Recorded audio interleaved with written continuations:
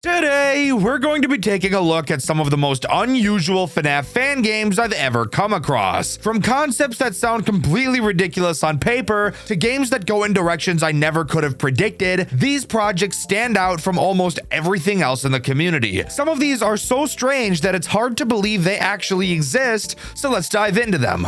I've been covering FNAF games for quite a while, and every time I find a super unique game, I think to myself, there's no way any other FNAF game is going to be able to top that in creativity. But then, like clockwork, I find another one, and the game we'll be talking about today is no different. The game we'll be looking at today is called FNAF Showtime, a game made with Godot and is completely 3D, with hands down the most unique mechanic I've ever seen in a FNAF game before, and I can guarantee you've never seen anything like it either. So strap in as we dive into the exceptionally difficult world of FNAF Showtime. Jumping right into night one, there's plenty to talk about. To start, we don't actually just get booted directly into the office. Instead, we start at the entrance and can actually freely roam around the building to get a feel for our surroundings, which I always think is really nice. The layout of the building is incredibly different from any other FNAF game I've ever played, with the office being directly in the center of the building. This game consists of 9 cameras, and I mention that number for a very specific reason I'll mention later.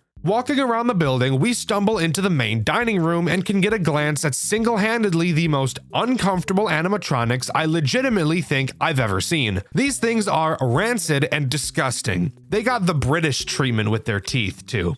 That's nasty. What the fuck? Oh my. Look at that pot belly, bro.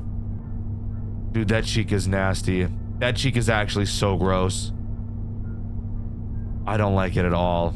I don't think any kid would want to come to a restaurant with the characters looking like this. Anyways, moving to our office, we can talk about the tools we have at our disposal. And strap in because this might just be the most creative and horrifying FNAF game we've ever covered. In Showtime, you're stuck in the cameras once you start the night. You can never drop them, which means you can never close your doors. Not that that's an issue anyways, as both of the entrances to your office don't even have doors. This is where those 9 cameras I mentioned become super important. Your cameras are controlled by your keyboard, not your mouse, using the keys Q, W, E, A, S, D, Z, X, and C. If you take a look at the cameras, you'll be able to see which letter correlates to each camera. This is a system that took me very long to get used to, but it's actually super cool.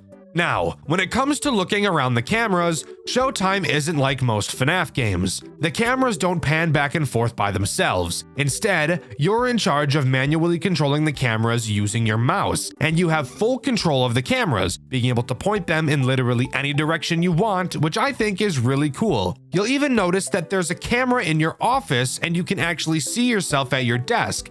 But if we can't leave the cameras and there's no way to close the doors, how are we supposed to defend ourselves from the threats this game introduces? That is an amazing question. But before we answer it, let's talk about the 2 threats this night introduces. Night 1 introduces both Bonnie and Chica. I'm going to be talking about them at the same time since they both behave in the same way. Obviously, their goal is to reach your office, so that's exactly what they'll do. Something I really like about this game is you can always watch them move around the building. They don't have just one static frame for each camera. As this game is a 3D environment, the characters actually do roam around. Now, onto how to defend yourself. Well, your camera is equipped with the ability to reset the animatronics and force them to go back to where they started. And how do you activate this? Well, let's just say I hope you guys have been practicing aim labs because you're gonna need it. By holding left click, you can shoot a signal out of the camera where the crosshair is pointing. If you see Bonnie or Chica anywhere on the map, aim the crosshair at their head and hold down left click. Do this for long enough and a little jingle will play and their eyes will glow yellow, signaling that they will return to their starting location. Is that not like the coolest shit you've ever seen? I've never seen anything like that in a FNAF game before. I love it when fan devs try something new, and I think this one really nailed it, because this makes this game incredibly stressful.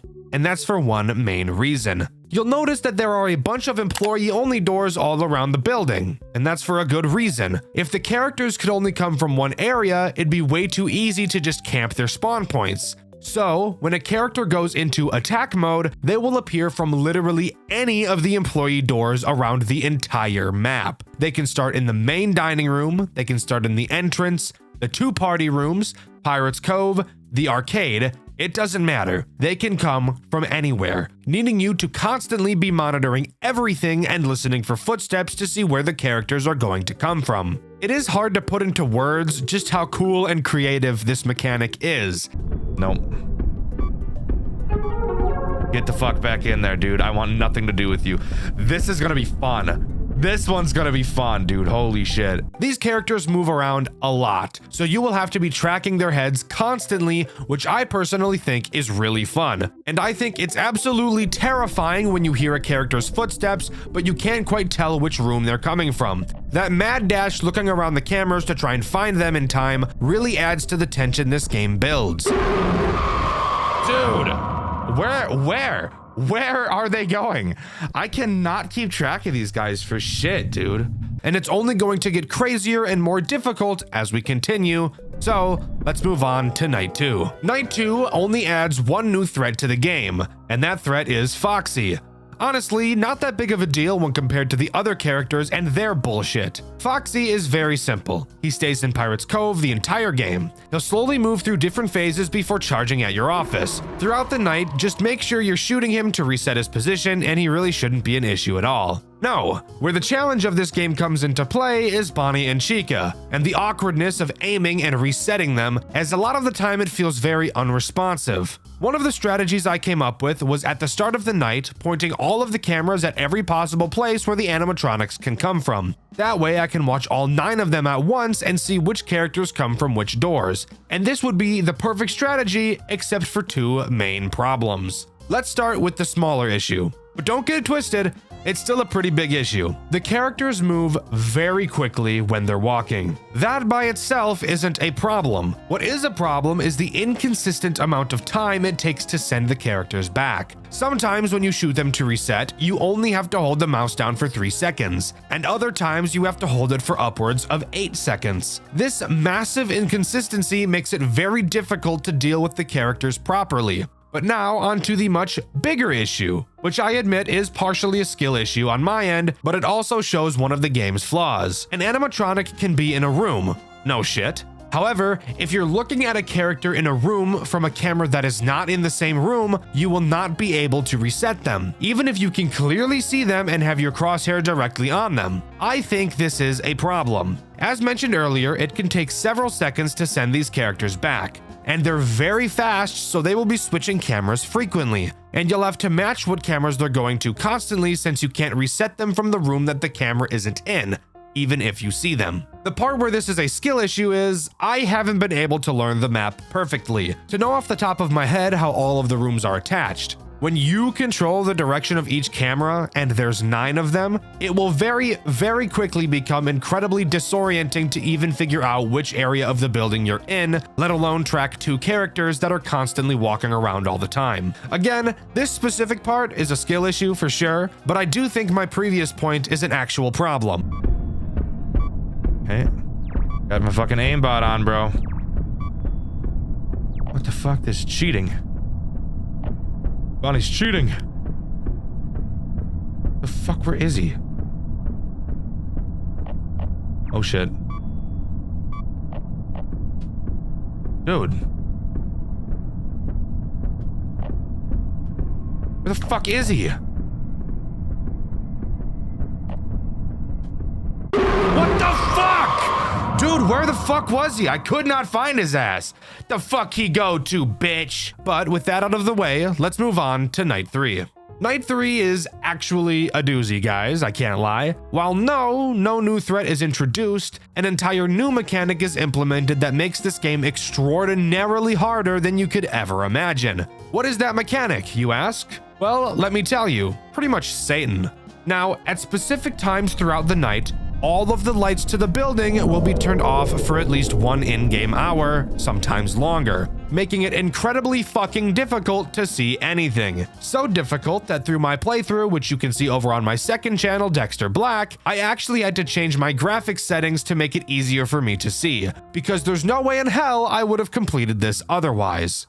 However, there is something I want to praise this game for when it comes to introducing this mechanic, as thankfully it didn't just drop it directly on your forehead like I do with babies. Instead, it makes the early half of the night incredibly easy. While the phone guy is talking to you and the lights are on, only Foxy and Chica will be active, making it very easy for the first 2 in-game hours. Once 2 a.m. strikes, the power goes out for the first time, and it will come back on at 3 a.m. During this time, still only Foxy and Chica are active, and Chica will really only attack 1, maybe 2 times at most. Only after the lights come back on at 3 a.m. will Bonnie become active and start attacking. Once again at 4 a.m. the power will turn back off, wherein it will never turn back on for the remaining 2 hours of the night. So you get time to get a feel for the lights being off by only having to deal with Chica, who moves far slower than Bonnie does, and then they ease you into dealing with both of them at the same time. I think this is such a good way of introducing such a debilitating mechanic. It doesn't feel like this game is just prying open my asshole and filling it with its saliva. It's properly teaching the mechanic without directly making you feel like it's teaching you. This is a perfect execution of a mechanic like this, and as much as I hate the lights going out,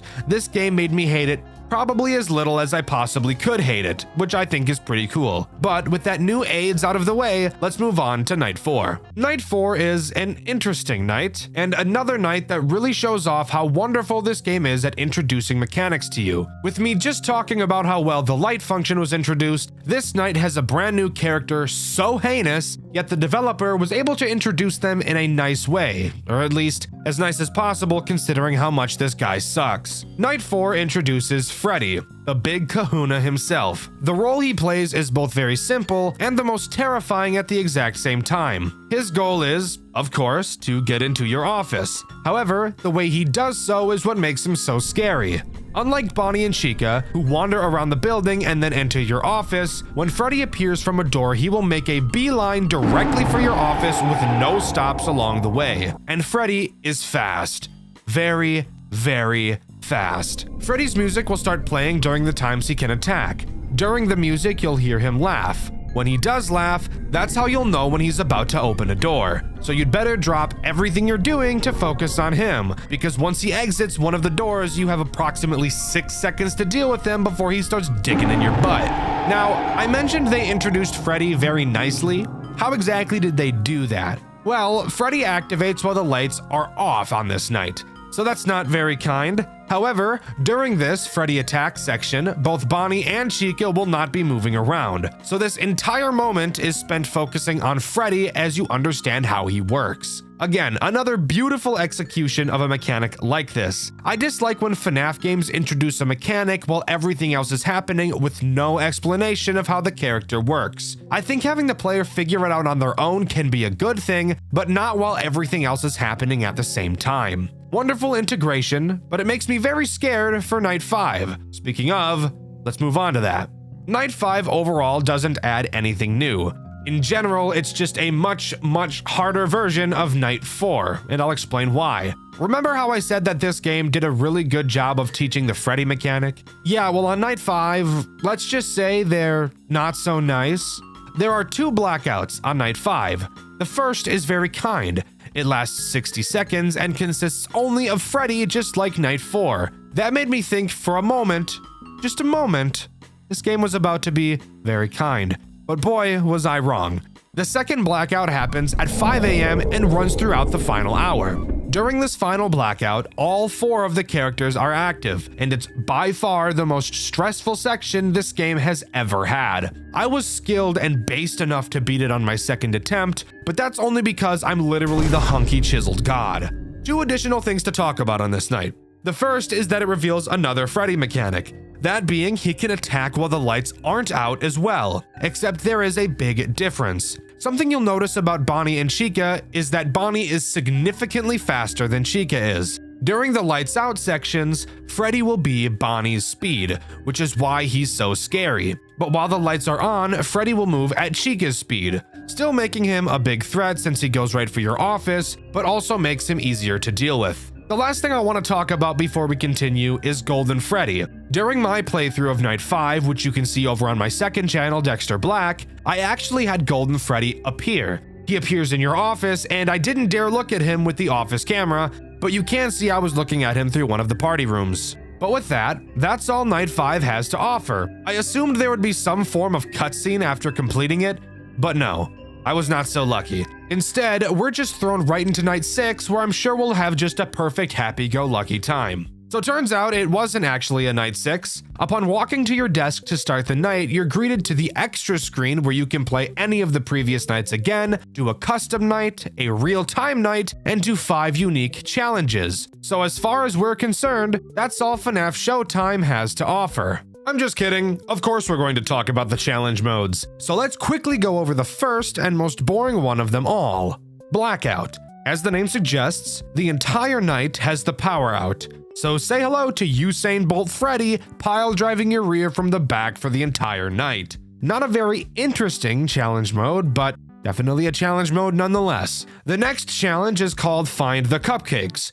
my personal favorite challenge mode, and you'll never guess what it is we have to do on this night. Throughout the cameras, 10 cupcakes will be hidden. All you have to do is find each of them and reset them to collect them. The only threat active on this night is Chica, which makes sense since it is her cupcake, but I do feel it makes this challenge far too easy. I think having all the characters active but at lower AI values would make this challenge much more interesting. This next challenge we're going to talk about is very, very evil. Like, think of the most evil thing you could possibly imagine, right? Think about it. Think of its shadow, right? Start with like a shadow, just got like a shadow ball, and now mold that shadow. Put it between your fingers, let it slide like you're making some clay bowl in art class in 5th grade, right? Shape it into the most annoying, fucking terrifying piece of garbage you can possibly think of. Is the shadow you molded the shape of Balloon Boy?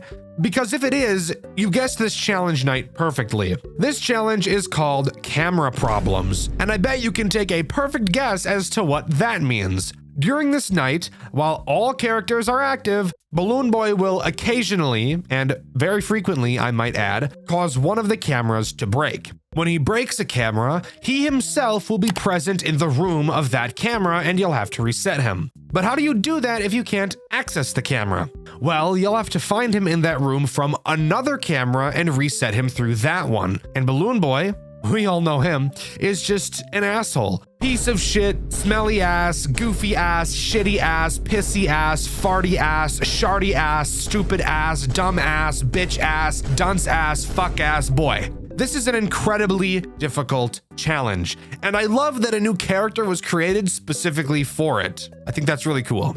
The next challenge is called Above and Below, and did something I would have never expected. All it does is add a brand new character alongside all of the other ones we've already been having to deal with, that character being Mangle, who is by far the most terrifying character of them all. You'll notice that above each employee door, you'll also find a vent. These vents are where Mangle comes from. And the challenge from Mangle comes from both her being on the ceiling and by being the fastest character in the entire game, even outspeeding Bonnie and Freddy. That's all this challenge is, but holy shit, Mangle is so fucking fast and it makes this challenge one of the hardest. But I still don't think it's quite harder than Balloon Boy's. The next challenge is called Divided Attention, and you'll be able to guess exactly what this night is going to offer the moment you load into it. That being the fact that you can hear a music box, and if you check the prize corner, you'll see a small music box on the counter.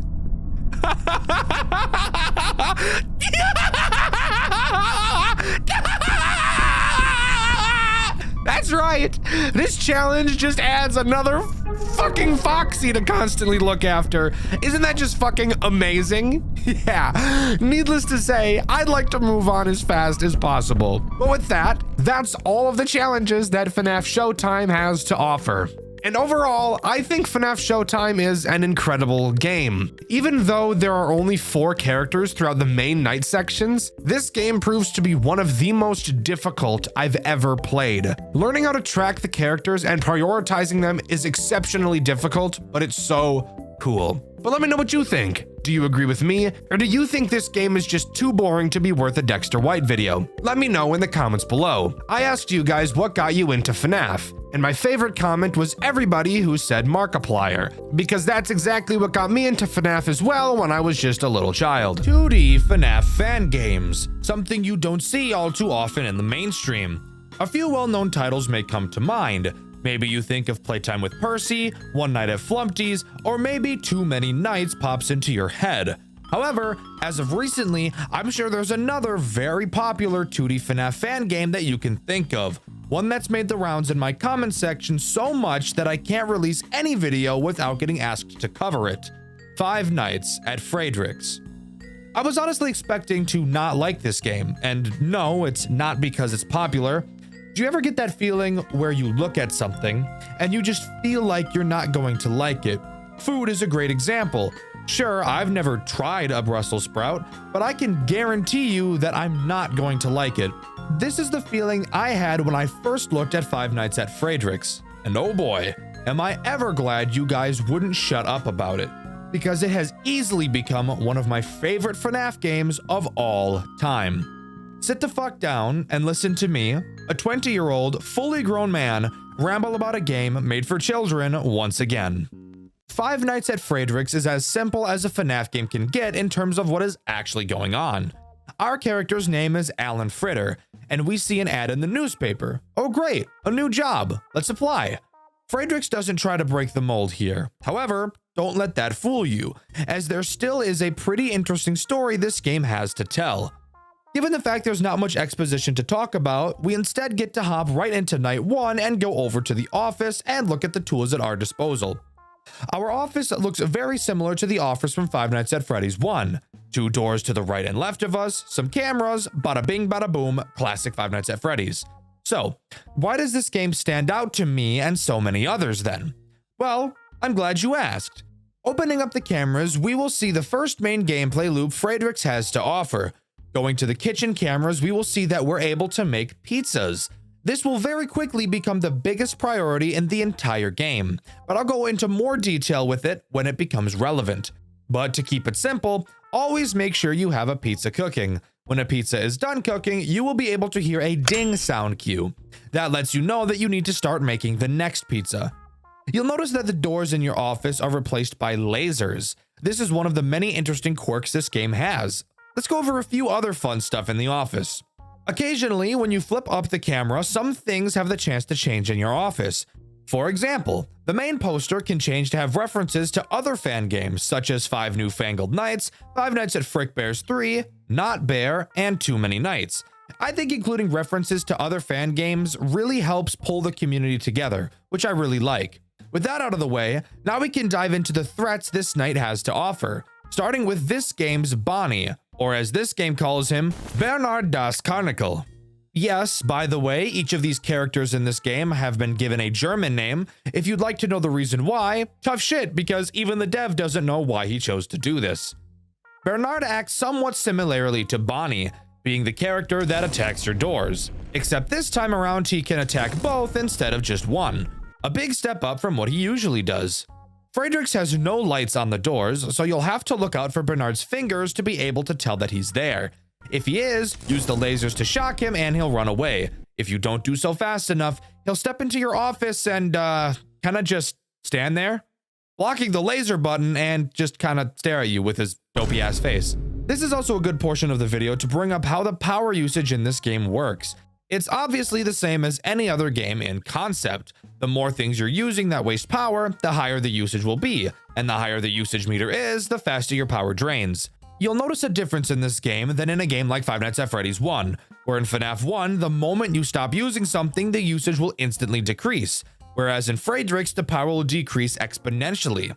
However, this may also just be a visual thing, so maybe I'm just talking stupid right now. This night also introduces Chica, or as this game calls her, Clara das Kuchen. Clara is the reason why cooking the pizzas is so important. Clara will enter the kitchen. If a pizza is not cooking, she'll take charge and start cooking one herself. Except there's something really funny about that. And that's that she literally fucking sucks so bad at cooking you would not believe it. If you let Clara put her pizza into the oven, the building will very quickly start on fire. Very on par for a FNAF game, by the way. When the building is on fire, a brand new mechanic is introduced, the sprinkler system. If your building temperature reaches 120 degrees, none of the electronics in the building will work. That means no cameras and no lasers. This, of course, will result in a death, so you have to use the sprinklers to stop the fire. I honestly think that the sprinkler mechanic is the coolest addition in this entire game. Once you use the sprinklers, the monitor in your office will display how wet the building is. The higher the percentage, the longer it will take for things to activate when used. For example, once you use the sprinklers, it will shoot up to 100%. If you were to then do anything, from trying to start another pizza to using the lasers, you would have to wait around 2 seconds before they would actually activate after pushing them. This doesn't make the game impossible, and this percentage will slowly decrease back down to 0, but this is actually so fucking cool. It's something I don't think I've ever seen before. If you fail a mechanic in the game, instead of just losing, you're given the opportunity to correct yourself. However, it does come at the cost of needing you to react even faster until the wetness goes all the way back down. Yes, it does make the night stressful, but I think it's super cool and once again is my favorite mechanic in the entire game.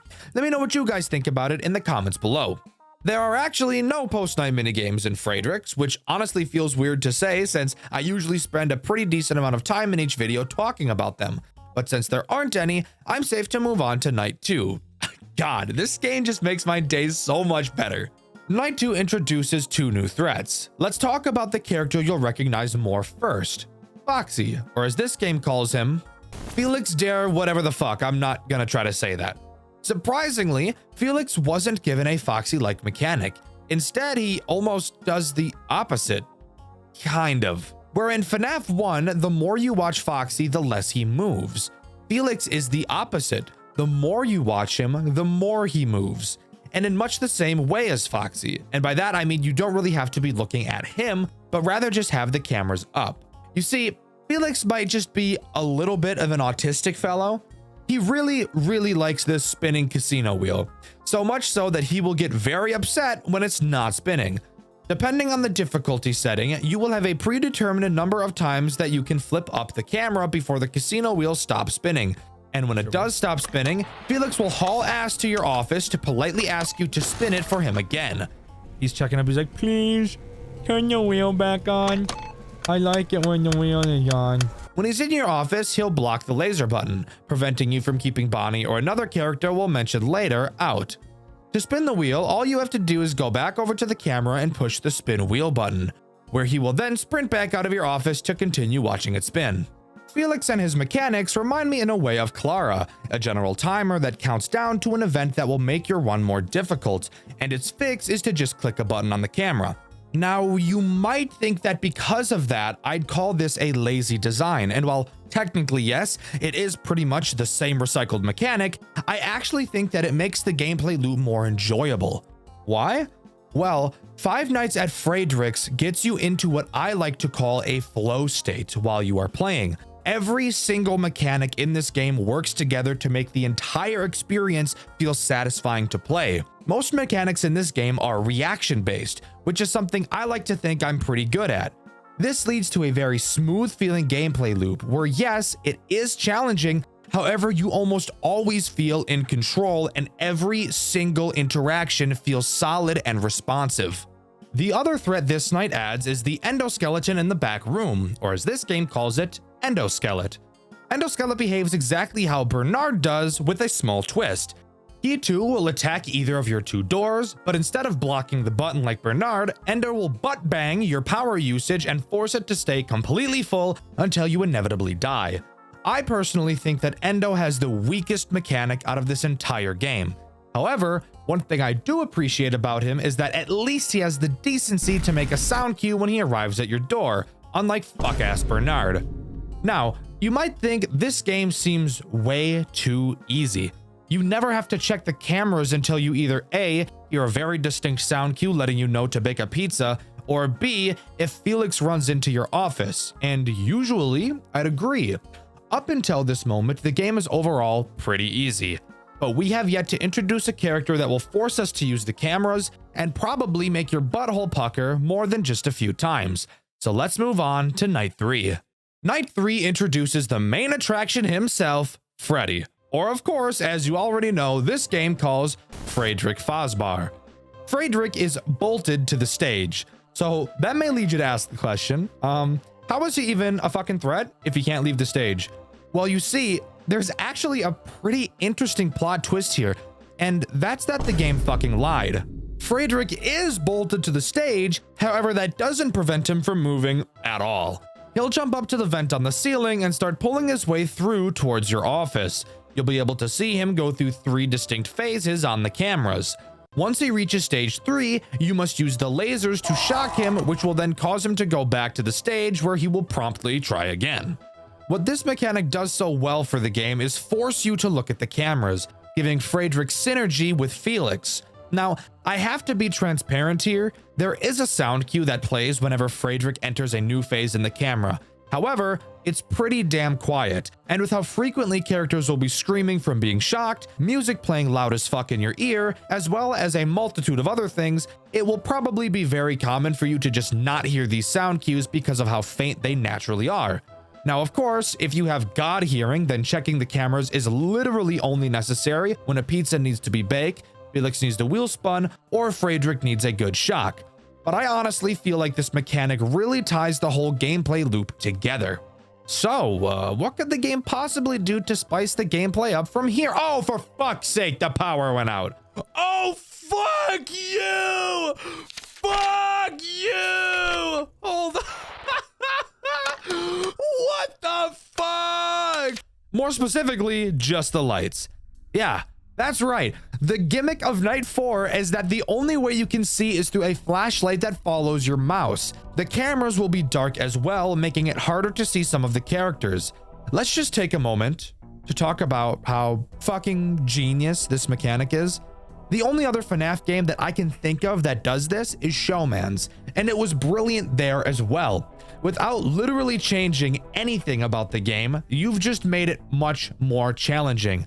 Especially when it comes to Bernard. Oh my god, Bernard. Bernard is the sole reason this night is even remotely difficult.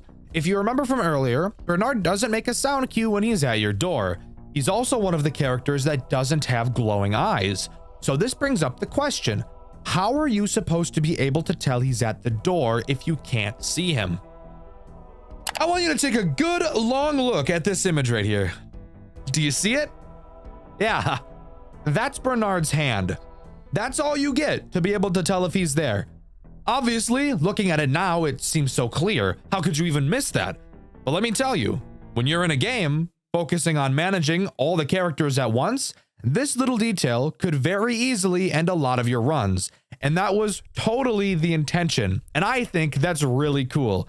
Again, making the game harder without drastically changing anything. It's awesome. But if you manage to complete Night 4, an unknown figure will appear in front of you and roar, flinging you to the back of the office where you'll fall into a spring-lock suit and fucking die. What the fuck? Yeah, I'm not kidding. That's what happens. And this leads perfectly into Night 5. Night 5 has you awaken, finding out you're not dead inside the suit. Getting back up, you notice the figure that caused your death was Golden Frederick, the final boss of this game. Using your new powers from the suit, you fucking punch him in the face and he runs away like a bitch. Get ready, guys. Let's talk about the most frustrating character Five Nights at Frederick's has to offer, Golden Frederick. Night 5 is easily my favorite night in the entire game. This is the night that really shows off the flow state you can get into while playing this game, and I'll explain why as we go. To start, let's go over how Golden Frederick works. Golden Frederick has 4 means of attacking you. The first attack has him go to either of your doors like Bernard. A noticeable sound cue will play, that being him laughing, which by the way you should get used to because he's going to be doing that a lot throughout this night. Deal with him by using the lasers how you'd expect. The next mechanic has him dive into the vent like Frederick. Deal with him the same way you would Frederick, just by using the laser. Now we can talk about the other 2 attack methods that aren't seen anywhere else in the game.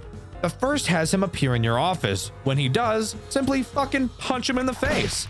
As you can tell by the look on his face after doing so, he is so incredibly shocked that you would even have the balls to attempt something like that. So insane, so he will quickly leave. The final attack, the most soul-sucking, fuck-ass, bitch-ass mechanic. I want you guys to take a guess what he could possibly do. That's right! My least favorite fucking FNAF mechanic ever designed! Teleporting to a random camera and having to search for which one he fucking went to and stare at him until he goes away. Fredrix, you were doing so well. Why'd you have to do this to me? Why'd you have to bend me over and just fuck me right up the ass? Why? Why add this mechanic and blow up my internal organs like the goddamn 4th of July? I'm basically holding your fucking prison wallet. Go find him on the cameras. How about you go find my nuts?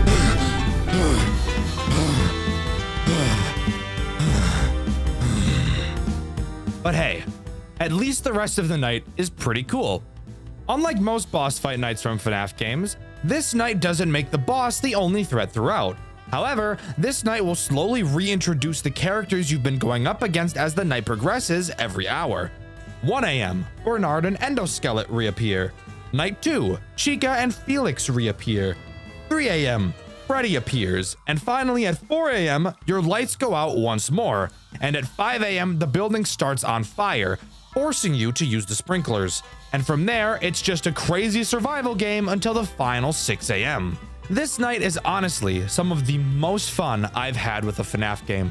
Slowly reintroducing each mechanic throughout the night just made the whole experience slowly feel like it was getting harder and harder, which, to be fair, it was. 100% go try this game out. You will not regret it. Oh yeah, I forgot to mention that throughout this night, you've been able to see this memory wipe meter slowly fill up. Well, at the end of the night, it completes, and the character we've been playing as so far seemingly finally dies. Golden Frederick laughs at the corpse, and that's when we're shot back to the menu to see that there is a night 6. But if we're dead, how is that even going to work? Ladies and gentlemen, let me introduce you to the second main character of this game, Ella Vanilla. Ella is who we play as on night 6. She discovers a job flyer in the local newspaper and decides that it'd be a great idea to become the new night guard at Frederick's. Entering the office for the final night, we're greeted to, oh my fucking god, there's Alan right there. That's right. On top of everything we've seen so far, our previous protagonist becomes an antagonist on this night, and he's pretty damn aggressive as well. Now being called Fritterfalle, he acts as an additional threat to make night 6 a pain in the dick. His mechanic is simple, basically being a music box, something I wasn't super thrilled about when I first saw it, but overall ends up not really feeling like one, even though that's literally all it is. Throughout this night, Fritterfalle will attempt to get up and murk your ass. In order to sedate him, all you have to do is hold his nose.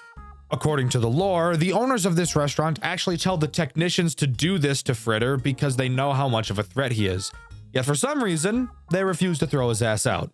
But with that, that's all the main game of Five Nights at Frederick's has to offer. Let's fucking go! Woo! Woo! 217. Ella Vanilla. Fuck yeah, we got SpongeBob over there. Is that Gustavo Fring up here? But, as I'm sure you can tell by looking at the timeline of this video, I still have more I want to talk about. That being the story, and my favorite thing about any game ever, post-game. Let's start with the story. You may think that this game doesn't really have anything else besides what we've already covered with Alan and Ella, but there actually is a little bit more to dissect. I want to first thank commenters such as Lex Gauntly and Redman.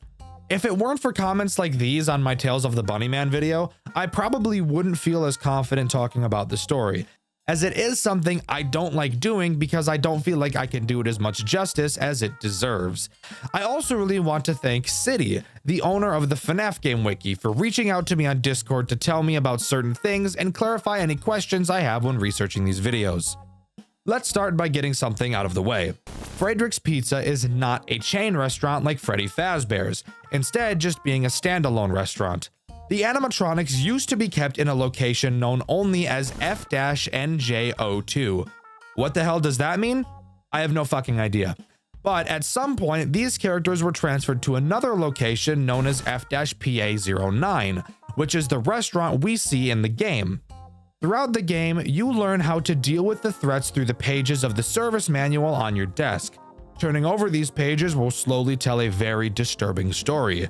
They reveal that each animatronic were noted to have unknown human remains making up a majority of their body.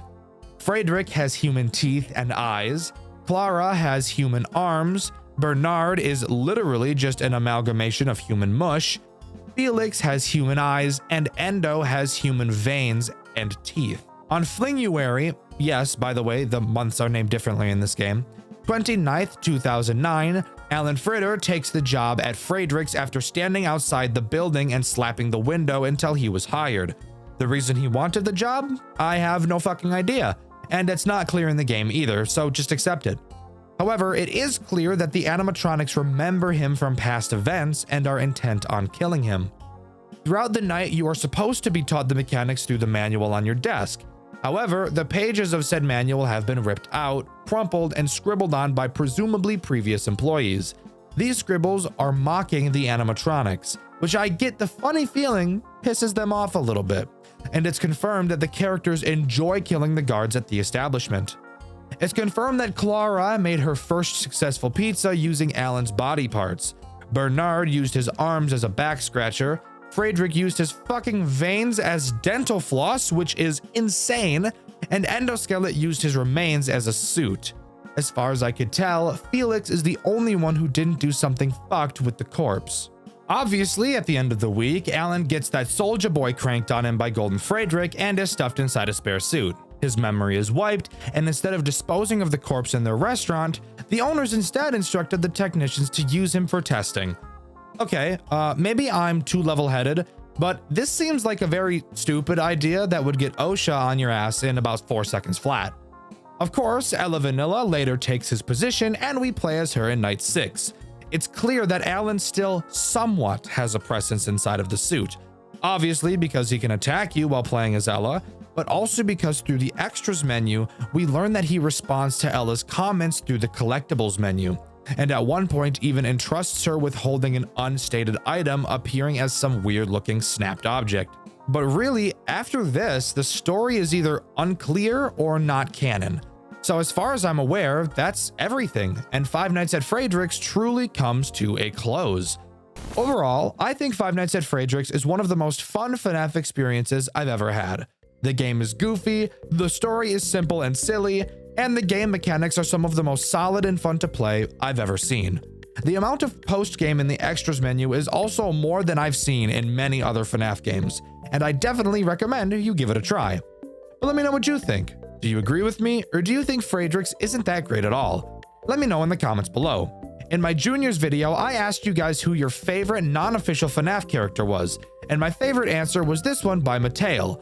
They said Simon from Pop Goes, and yeah, take a look at him. No words necessary, he looks sick. Who is your favorite Five Nights at Freddy's game developer? Maybe it's Mixlas for the amazing Tyke & Sons Lumber Co. Maybe it's Scott Cawthon himself for making the series we all love so much today. My answer should be pretty obvious if you're at all familiar with my channel, and that developer is Garrett McKay, responsible for amazing games I've covered on this channel like Fredbear's Frights and A Bite at Freddy's. He was also a 3D modeler for Pop Goes Evergreen, but he's also responsible for another amazing project, a project I've been asked to cover many times ever since the release of my review of Fredbear's Fright. I'm sure you're all very familiar with Fredbear and Friends Left to Rot, which is the game I will finally be covering in this video. Going into Left to Rot, I had no idea what to expect. I had seen absolutely nothing about the game going into it, which is how I go into most of the games I cover on this channel. All I knew was the game's developer, who I already had a lot of confidence in. So let's waste no time and jump into the long-awaited coverage of Fredbear and Friends Left to Rot. Rather than throwing you into a menu screen like most FNAF games, Left to Rot begins with a cutscene, similar to Garrett's other works. This cutscene appears to be an instruction tape, informing workers how to switch from the old Fredbear and Spring Bonnie animatronics over to the new and improved Freddy and Bonnie. We have to dismantle the old animatronics and replace them, afterwards adding Chica by Freddy's side. This is actually really interesting.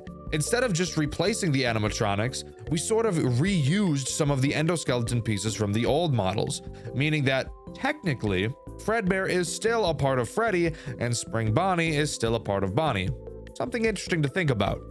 After this cutscene, we're actually thrown into another cutscene. We're in a car on the phone with an unknown person. We're told by this person that we're supposed to enter an unnamed building and head straight into the office, slowly disabling all of the building's systems. We're told that the animatronics inside act as security, and if they touch us, it's not gonna be fun. I know all of you goons think differently, so don't even start with the comments. We enter the building and the real gameplay can't begin. On this night, we're in the observatory, and our main goal is to get through each camera and disable their audio and their video. That doesn't sound very difficult, Dxtr. Shut the fuck up. You know full well there's gonna be some animatussies trying to hit us from the back. The three characters trying to grab up on us are Fredbear, Spring Bonnie, and the prototype. Fredbear is pretty simple. If you see him standing approximately 6 feet away from you, aka close enough to smell his rancid breath, jump under the desk like they're the trenches in World War I and pray to God that his breath isn't the equivalent to mustard gas. Once he leaves, you can pop back up. Spring Bonnie is much the same, only instead of his breath smelling like all the dead fish on Earth, Spring Bonnie's breath smells like ass. Because you know what they say, you are what you eat, and he's eating a whole lot of ass. Did you know back in middle school when all of the kids were saying what they wanted to be when they grew up? Some kids said firefighter, some kids said police officer. This motherfucker right here said, I wanna be an astronaut. I wanna explore booty. Absolutely foul robot. The prototype is a bit different, however. Just being an endoskeleton, he really doesn't have any meat on the bones, meaning there's nothing for you freaks to grab up on. Usually, my metaphors have to deal with the robots touching us, but after reading some of your feral comments, I get the feeling my metaphor should be the other way around. Anyways, if the endoskeleton is in your office, just flash your light at him and he'll go away. Overall, this room isn't too difficult, but really shows off just how creepy the atmosphere for the rest of the game is going to be. Also, yes, I said room, not night that time, because this entire game takes place in a single night, as we make our way through a giant building trying to find something that is so far unknown to us. Let's waste no time and hop into the next room. Before we can go into the next room, however, we have another minigame slash cutscene to go through. In this one, we see Freddy, who is actually talking to us. This, by the way, is just another tutorial tape for employees where they're shown how they can remotely control the animatronics while they're on stage. We move his jaw, and my favorite, make him shake like he's having a seizure. Jumping into the next phone call, we stand outside of a mysterious door. Are your nuts quaking staring at this door? Mine are. We're told that behind that door is a storage room, and that inside there are some items that we need to collect. Entering the room, we grab a few remotes and a larger screen. Not totally sure what these things are. Maybe a camera system? Who knows? Now all we need to do is walk out of this door right here and oh god damn it, of course it doesn't have any power.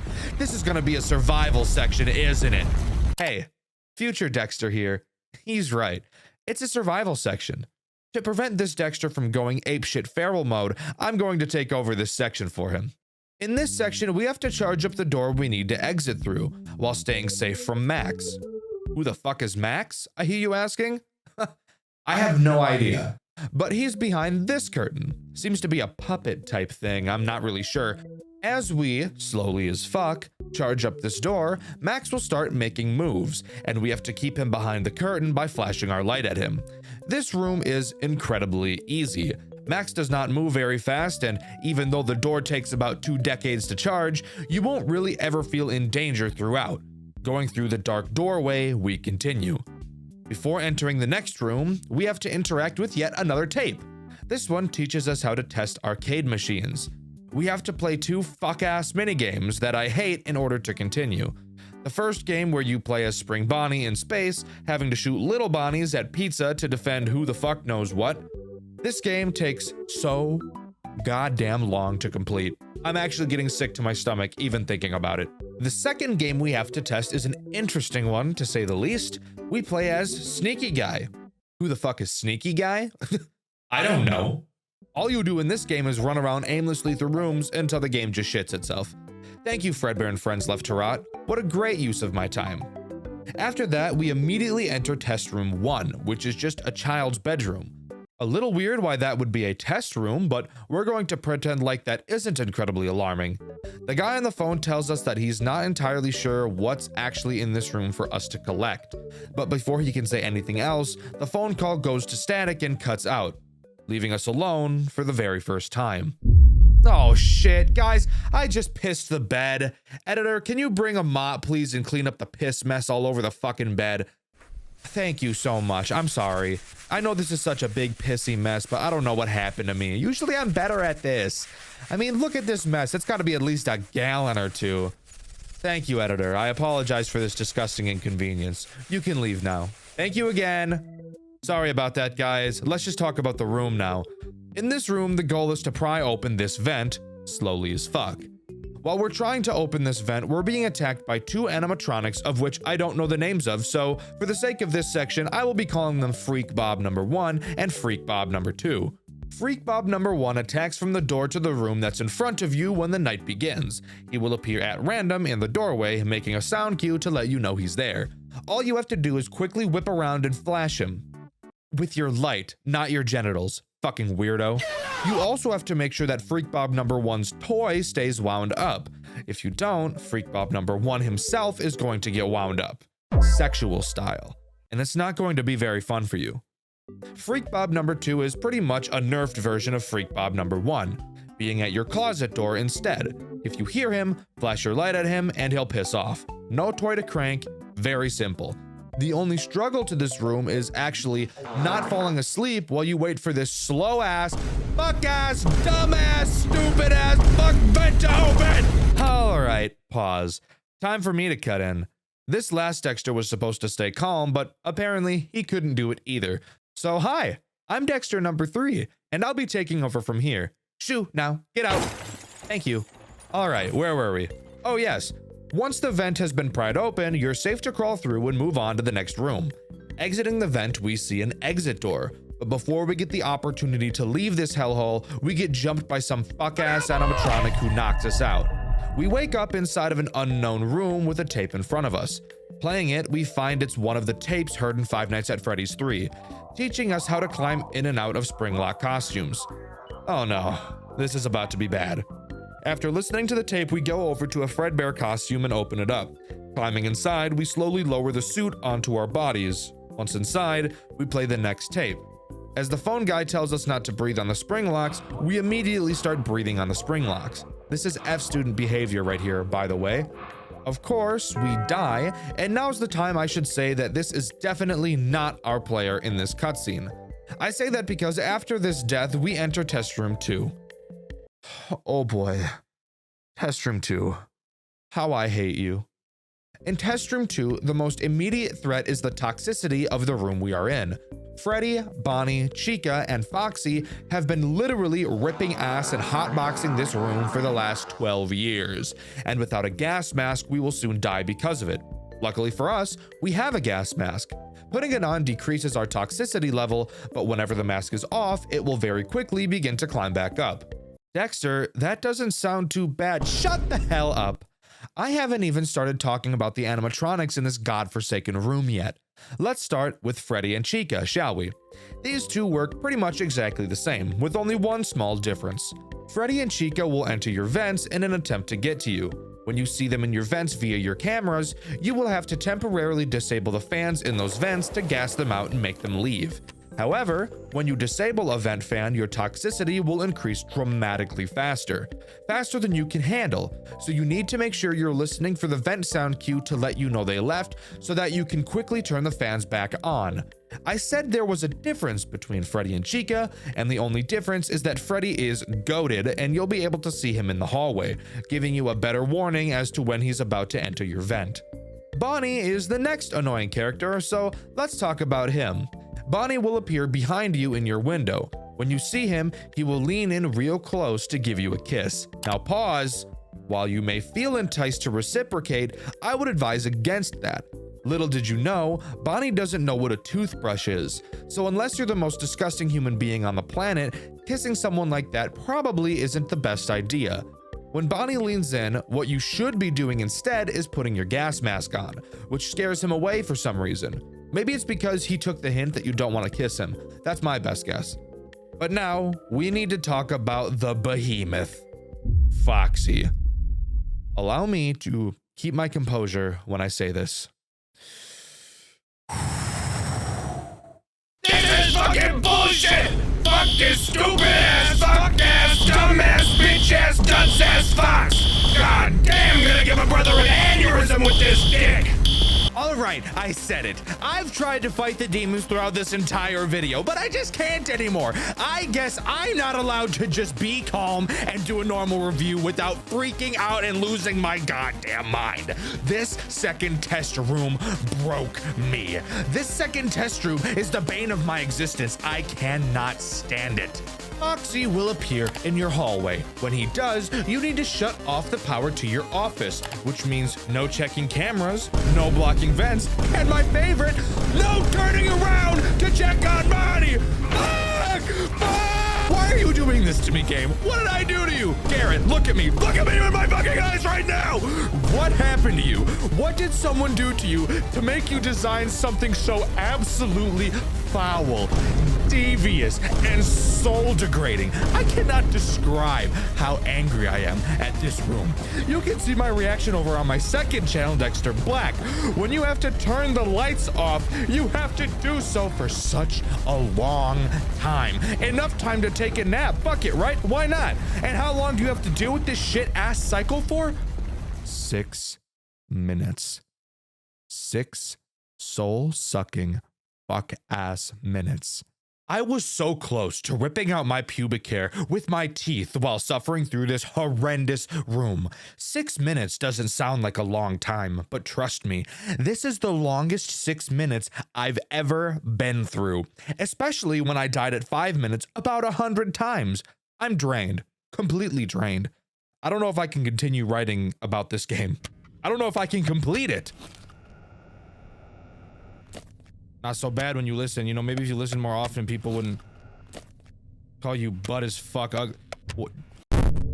Oh my god, that noise scared the fuck out of me, but I did it. Damn, half an hour on that bullshit. I did it. God, it is real. Thank God. I thought I'd never escape that bullshit. Oh my god, this is making me want to go outside and appreciate life. Fuck FNAF, fuck YouTube, I need to be out in nature. No, actually, scratch that. Women are outside, and women are scary. Let's stay inside where it's safe and no woman would ever go, and continue to the next cutscene. The next cutscene has us learn how to clean a fursuit, something Cord Kitty should have taken notes on. Freaky fuck. After cleaning the suit, we're thrown into the final test, which is unironically my favorite section in this entire game. During this final test, we have to send what the game calls the suit into the office. This suit will move around the cameras, and whenever we see him without his eyes glowing, we need to press the return button. After doing this about 5 times, the final test is over. Congrats, you've just beaten— Nah, I'm just fucking with you. Of course there's more than that. On top of the suit, we have a few other threats to deal with. Let's start with the Lil Bonnie. Side note, I know these guys have actual names, but I think Lil Bonnie sounds better, so kick rocks. Lil Bonnie will occasionally pop into your office. When he does, all you have to do is use the jumper cables on your desk to shock his nipples and scare him away. Lil Freddy is probably my favorite character in this entire game, however. He will occasionally appear in your window. You'll notice a piece of paper on the window as well. When you see Lil Freddy, you'll have to move the paper to cover his eyes so he can't see you, confirming that Freddy has no object permanence. Lil Golden Freddy is the last character to talk about. He can jump in front of your cameras, fucking them up. And when you see him doing this, all you have to do is reboot the cameras and it's GG easy. After moving the suit successfully to the office, the power goes out, and it looks like Golden Freddy appears in front of us. We try desperately to use a remote control to shock him, but it doesn't work. He lunges at us, cutting to black. We cut back to see the bathroom camera from 5 Nights at Freddy's 1, and Golden Freddy waving us into the female restroom for some reason. A little bit of a creep freak, if you ask me. Shortly after, he kind of just stares at the camera all weird like. Before we're shown we got the tragic ending. Endings? Oh no. So, in my playthrough on Dxtr Black, for some reason I never got the other endings. I have no idea why. I have no idea what's wrong with me, but don't worry, I'll cover them here. Just know that from this point forward, all the footage you will see is from Dice Games. Thank you for actually completing this game, Dice, like I didn't do for some reason. Before I cover all the endings, I need to quickly talk about Insane Mode, found in the Extras menu. It's a much more challenging version of Test Room 2, which, fuck that. No way in hell I'm even thinking about touching that bullshit, and I didn't on my playthrough on Dxtr Black either. Maybe that's the reason I never got the other endings. Anyways, after beating Insane Mode, we're greeted to what looks to be Freak Bob number 2 from Test Room 1 lying on the ground. The guy on the phone apologizes and says that they will soon go after Afton. We're shown a piece of paper that reads the following. Experiment number 3 notes. Experiment number 3 tests the binding effects of the high energy substance variable to surfaces larger than those in experiments 1 and 2. As the surface variable increases in size, the energy output decreases only slightly. The surface tested on for this experiment was the Mouseki version 2 animatronic. It is unknown whether the results were influenced by integrated motor components of the surface. 2 more experiments will be necessary to evaluate for bias. Experiment overall successful. More details in the experiment log. As some people are aware, Garrett McKay's games are connected. In this note is a reference to Mouseki from Fredbear's Fright. It appears that Freak Bob number 2 might actually just be an earlier version of Mouseki. Now, back to ending grinding. Going all the way back to the phone call before the storage room section, if instead of going straight into the storage room like I did, you instead can turn left and you'll find a safe. Inputting the code 321975, the safe will open and you'll be able to take a small remote out.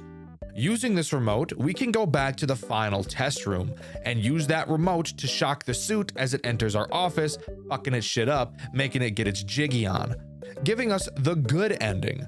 We're greeted to a final cutscene where we box up Fredbear and Spring Bonnie for good, and we're told that because of William Afton, the company has to be sold and the building will be locked up forever. Now's the time where I need to talk about Custom Night. Usually I never talk about custom nights in my reviews, but the custom night in this game is actually very important. There are several pre-built custom challenges that give fun rewards like in FNAF 2, but the all 20 mode is the challenge that's really important. So let's go over how everything works. On custom night, we're in an office we've never seen before, with 4 monitors and 2 hallways leading to our office. First, how do we win? Well, on the 4th monitor, you'll see a list of detections. This is just like the mechanics from Pizzeria Simulator, where we have to deactivate everything on the monitor in order for the night to end. There are actually 2 pages of detections, meaning that we have 10 total to deactivate, and goddamn does it take a long time to even deactivate one of them. So cool, easy enough. Now, what about the threats? Let's start with Timothy, or as we've been calling him, Freak Bob number 2. Timothy will appear in the right hallway of your office. When you see him there, you'll have to use your hyper flash to scare him off. Next up is the prototype. He's pretty similar to Freak Bob number 2. He will appear in the left hallway of your office, and instead of using the hyper flash, you'll have to shine your light at him until he decides it's time to goon again and leaves. Next on the chopping block is Roger, aka the Freak Bob number 1 toy. He just kinda chills on your desk. Keep him wound up to stop him from chomping on that delectable tush you've got. The suit is next. He appears on your 3rd monitor, which has 2 cameras. If you ever see him on any of them, you need to press the advance button to make him run away like a little bitch. Next up is Jeffrey, or as we've called him, Lil Freddy. Lil Freddy will appear on your 1st monitor, which has 4 cameras. If you see him on one, you need to make that camera go to static so he doesn't see you. Remember, he has no object permanence. Barry is up next, aka Lil Bonnie. He'll appear on the 2nd monitor. It'll be kind of hard to see because of how dark it is, but when you do see him, you need to shock his nipples again. That gets his rocks off. And finally, we have Lewis, or of course, better known as Lil Golden Freddy. Lewis can appear on any of your monitors, and when you see him, you need to reboot it as fast as possible, making him probably the most annoying character in all of Custom Night. The combination of all these characters together is brutal. You will barely have time to do the tasks you need to complete this night. I, of course, have not beaten all 20 mode because I value my sanity, but to anyone who has beaten this like Dice Games, congrats because this is nuts. After completing 720 mode, you unlock access to a final minigame. You play as a character in black inside of one of the pizzerias. You turn off the power to the building and get inside of a Fredbear costume and go to the office to, quote, find the intruder. Once in the office, you grab the security guard and drag him away, giving us the getaway ending, with text displayed on screen stating no one will believe him. We also get a little creep shot of a foot that I know you guys are wanting to give a quick lick. Don't even lie. I actually have a small theory that this minigame shows what really happened in the final test room of this game. When the lights went out, whoever was in that suit that we were trying to get to the office gets to us and drags us away. But because we pick up that special remote, we were able to shock him and stop him. But that's just a theory. A gay theory. Thanks for watching. But with that, that's all Fredbear and Friends Left to Rot has to offer. I thought this game was crazy cool. I think I still like A Bite at Freddy's a little bit more, but holy crap, this game is amazing. Despite my fucking hatred for Test Room 2, I can put that aside and appreciate the amount of work that was put into this game. But what do you think? Do you agree with me, or do you think I was wrong as fuck and that this game is actually a pile of dog shit? In my glitched attraction video, I asked you guys what your favorite level from the game was, and my favorite answer was this one by none of you, because no one answered the goddamn question. So fuck me, I guess. However, I did really like this comment exchange by Andy Gunn and Cobalt. Gave me a little chuckle, what can I say? The FNAF Fanverse Initiative, an idea Scott Cawthon had that was so good. The ability to bring fan game devs of your games into a closer community and allow them to sell merchandise based off of your branding is an amazingly generous and incredible opportunity. Having amazing games come out of it, such as Joy of Creation, Five Nights at Candy's, and Pop Goes, each of these creators are very passionate in what they do, and it shows. Another game to come out of the fanverse is One Night at Flumpty's 3, the third game in an incredibly designed series. But as something that has become all too familiar with FNAF fan games, as previously seen in games like Graveyard Shift at Freddy's and Dormitibus, the creators' morals and ethics of said games can be called into question. And sadly, the creator of this game, Jonachrome, had his turn on the chopping block that is the internet. Today, I'll be diving into Jonachrome's fantastic FNAF fan game series, all the goods, all the bads, and the disturbing accusations that had the light shined on them for all the public to see. Come with me as we explore the masterpiece of a FNAF game created by a deviant. One Night at Flumpty's 1 is what you'd expect from an old FNAF fan game. It's pretty much just a recreation of FNAF 1, but this game did it differently. Something I think a lot of people could agree with me on is that One Night at Flumpty's was ahead of its time. No other FNAF fan game was as well put together as Flumpty's was. You could argue Five Nights at Candy's was, but I'm not talking about Candy's right now, am I? As the title suggests, this game only features one night, but don't let that make you think it'll be a cakewalk. This one night is up there in difficulty with nights 5 and 6s from the normal FNAF games, and the difficulty increases by the hour instead of the day. Before I dive into gameplay, however, I want to talk about how amazing this game really looks. There's a lot to be said about Jonachrome, and I'll be diving more into his character at the end of the video. But Jonachrome is an artist, and a damn good one at that. Every single location in this game has so much character put into it, especially the office. Sure, there's a lot of dead things, but ignore what it is for a second and just admire how well done the 2D art in this game really is. Not many FNAF games go for a 2D approach, and I really wish more did because I think it looks amazing. Look at Playtime with Percy for another example. That game is 2D and it looks incredible. Then look at another completely flawless and probably the best FNAF game ever designed with zero competition, FNAF Shitpost. Another game with 2D art that is fantastic, and I definitely have no bias over that game at all. This game did something no other was doing at the time, and it has aged like a fine wine. But now, let's jump butthole first into the gameplay. As mentioned already, this game only has one night. But dear God, it's a long one. Each hour of this night is a minute and a half, making the full night 9 minutes long, which is a crazy amount of time for a FNAF game where you need to have good nerve control. Just like FNAF 1, you have a power system. However, it's only affected by your doors, so feel free to camp the cameras as much as you'd like without the worry of draining your power, which I promise you'll be doing often, as this game is going to rail you in the asshole with encounters, and you'll have to stay on top of each character's location. Speaking of the characters, who are they? Nice segue, Dxtr. Thanks, Dxtr. The first guy we'll talk about is obviously Flumpty, the main attraction. Flumpty acts both as the Freddy of this game and the phone guy. At the beginning of the night, he tells you that his name is Flumpty and that he is immune to the plot and can transcend space and time. He goes on to tell you that he kidnapped you and brought you here to be friends and that he's coming after you. And coming after you, he is. Holy shit. This guy moves at the speed of sound. Flumpty moves randomly across cameras with no pattern, and he can teleport wherever and whenever he likes. Which means, if you're unlucky like me, he can get to your office in about 15 fucking seconds after the night starts. That's awesome. I'm in for a shitty time, aren't I? I'm covering 3 games in this video? Can I get that confirmed? Can I? Hey, can you confirm that? Uh-huh. Yeah?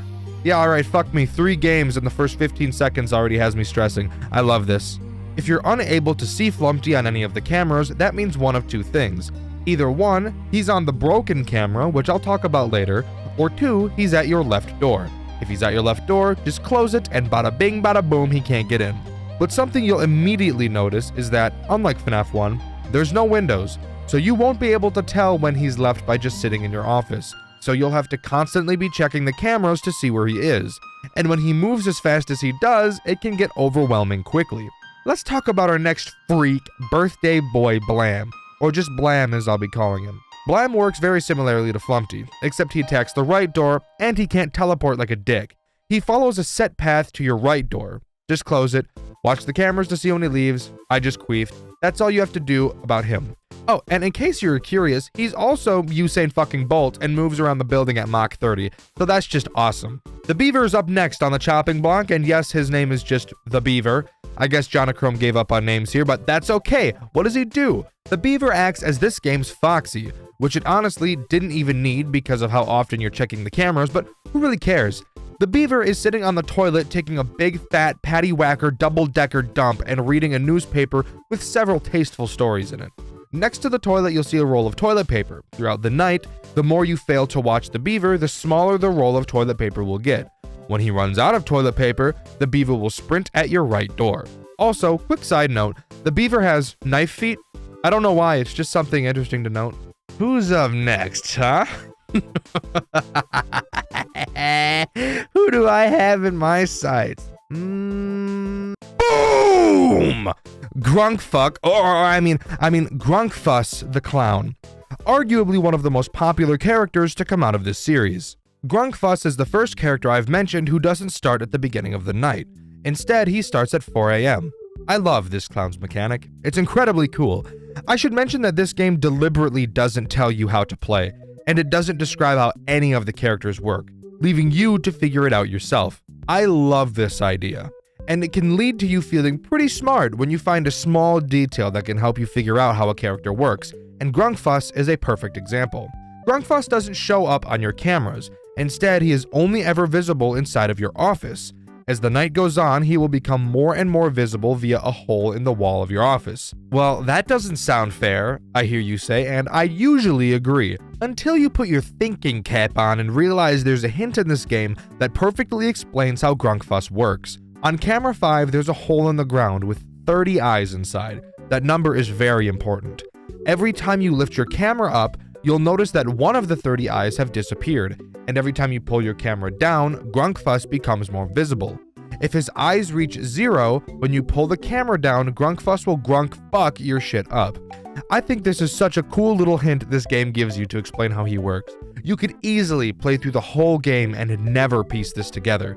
This is something I really love when games do, and I'd really like to see more of it.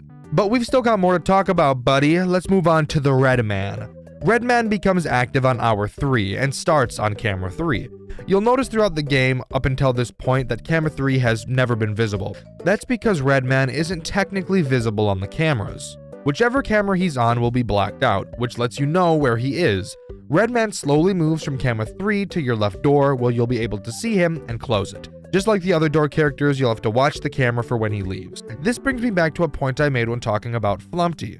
If Flumpty or Blam are on the same camera as Redman, they too won't be visible, meaning there's a possibility you won't be able to find them, and a possibility that you'll shit your pants as I did when I couldn't find Flumpty because he was camping out with Redman. So that was fun. The final character I have to briefly mention is Golden Flumpty, and I say briefly because there's not much to talk about. Sometimes you'll see him in your office, and when you do, you have to quickly pull up the cameras. If you don't, a dead sandwich is what you'll be turned into. In terms of characters, that's all One Night at Flumpty's has to offer.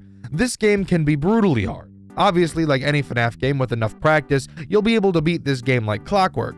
But hot damn, your first run through might very well be pretty difficult, especially considering you're not taught how to do a goddamn thing. But that's the first game. I'd personally say that it's fantastic. But what if I told you the second game is even better? Let's waste no time and jump into it. One Night at Flumpty's 2 is visually just as great as the first. Each setting looks fantastic. The game is significantly harder than the first, mainly because there's much more to focus on. To start, this game's phone call actually explains the rules, like a little bit. You're gonna have to do a lot of trial and error, but hey, it's still more than the first game gave us. The phone call this time around is a short song, which, that's just lovely, isn't it? The song explains if our lights are off, we're safe, and if they're not, we're about to get our cheeks spread apart so hard they rip off. So, why is the light so important? Well, let's do what we do best and go over each threat one by one. Let's start with Flumpty. As he was in the last game, he's pretty basic in terms of mechanics. Like in the first game, he teleports around wherever and whenever he pleases, so don't think for a goddamn second you're safe, because you're not. He's hungry for ass, and you got a whole lot of it. He a hungry bitch. If at any point you can't find him on the cameras, he will be right outside of your door in the hallway, and in a few seconds, will pop his head in and give you a blumpkin. Characters looking into your office actually brings up one of this game's central mechanics, which I think is really cool. On the bottom of your screen, you'll see an exposure meter. If at any point that meter fills all the way up, it's time for Flumpty and his friends to eat toast off your ass without the toast. When Flumpty peeks his head in, he will have his hands over his eyes to play a quick game of peekaboo with you. Be lucky that he's forgiving like this, because no other character from this point forward will be.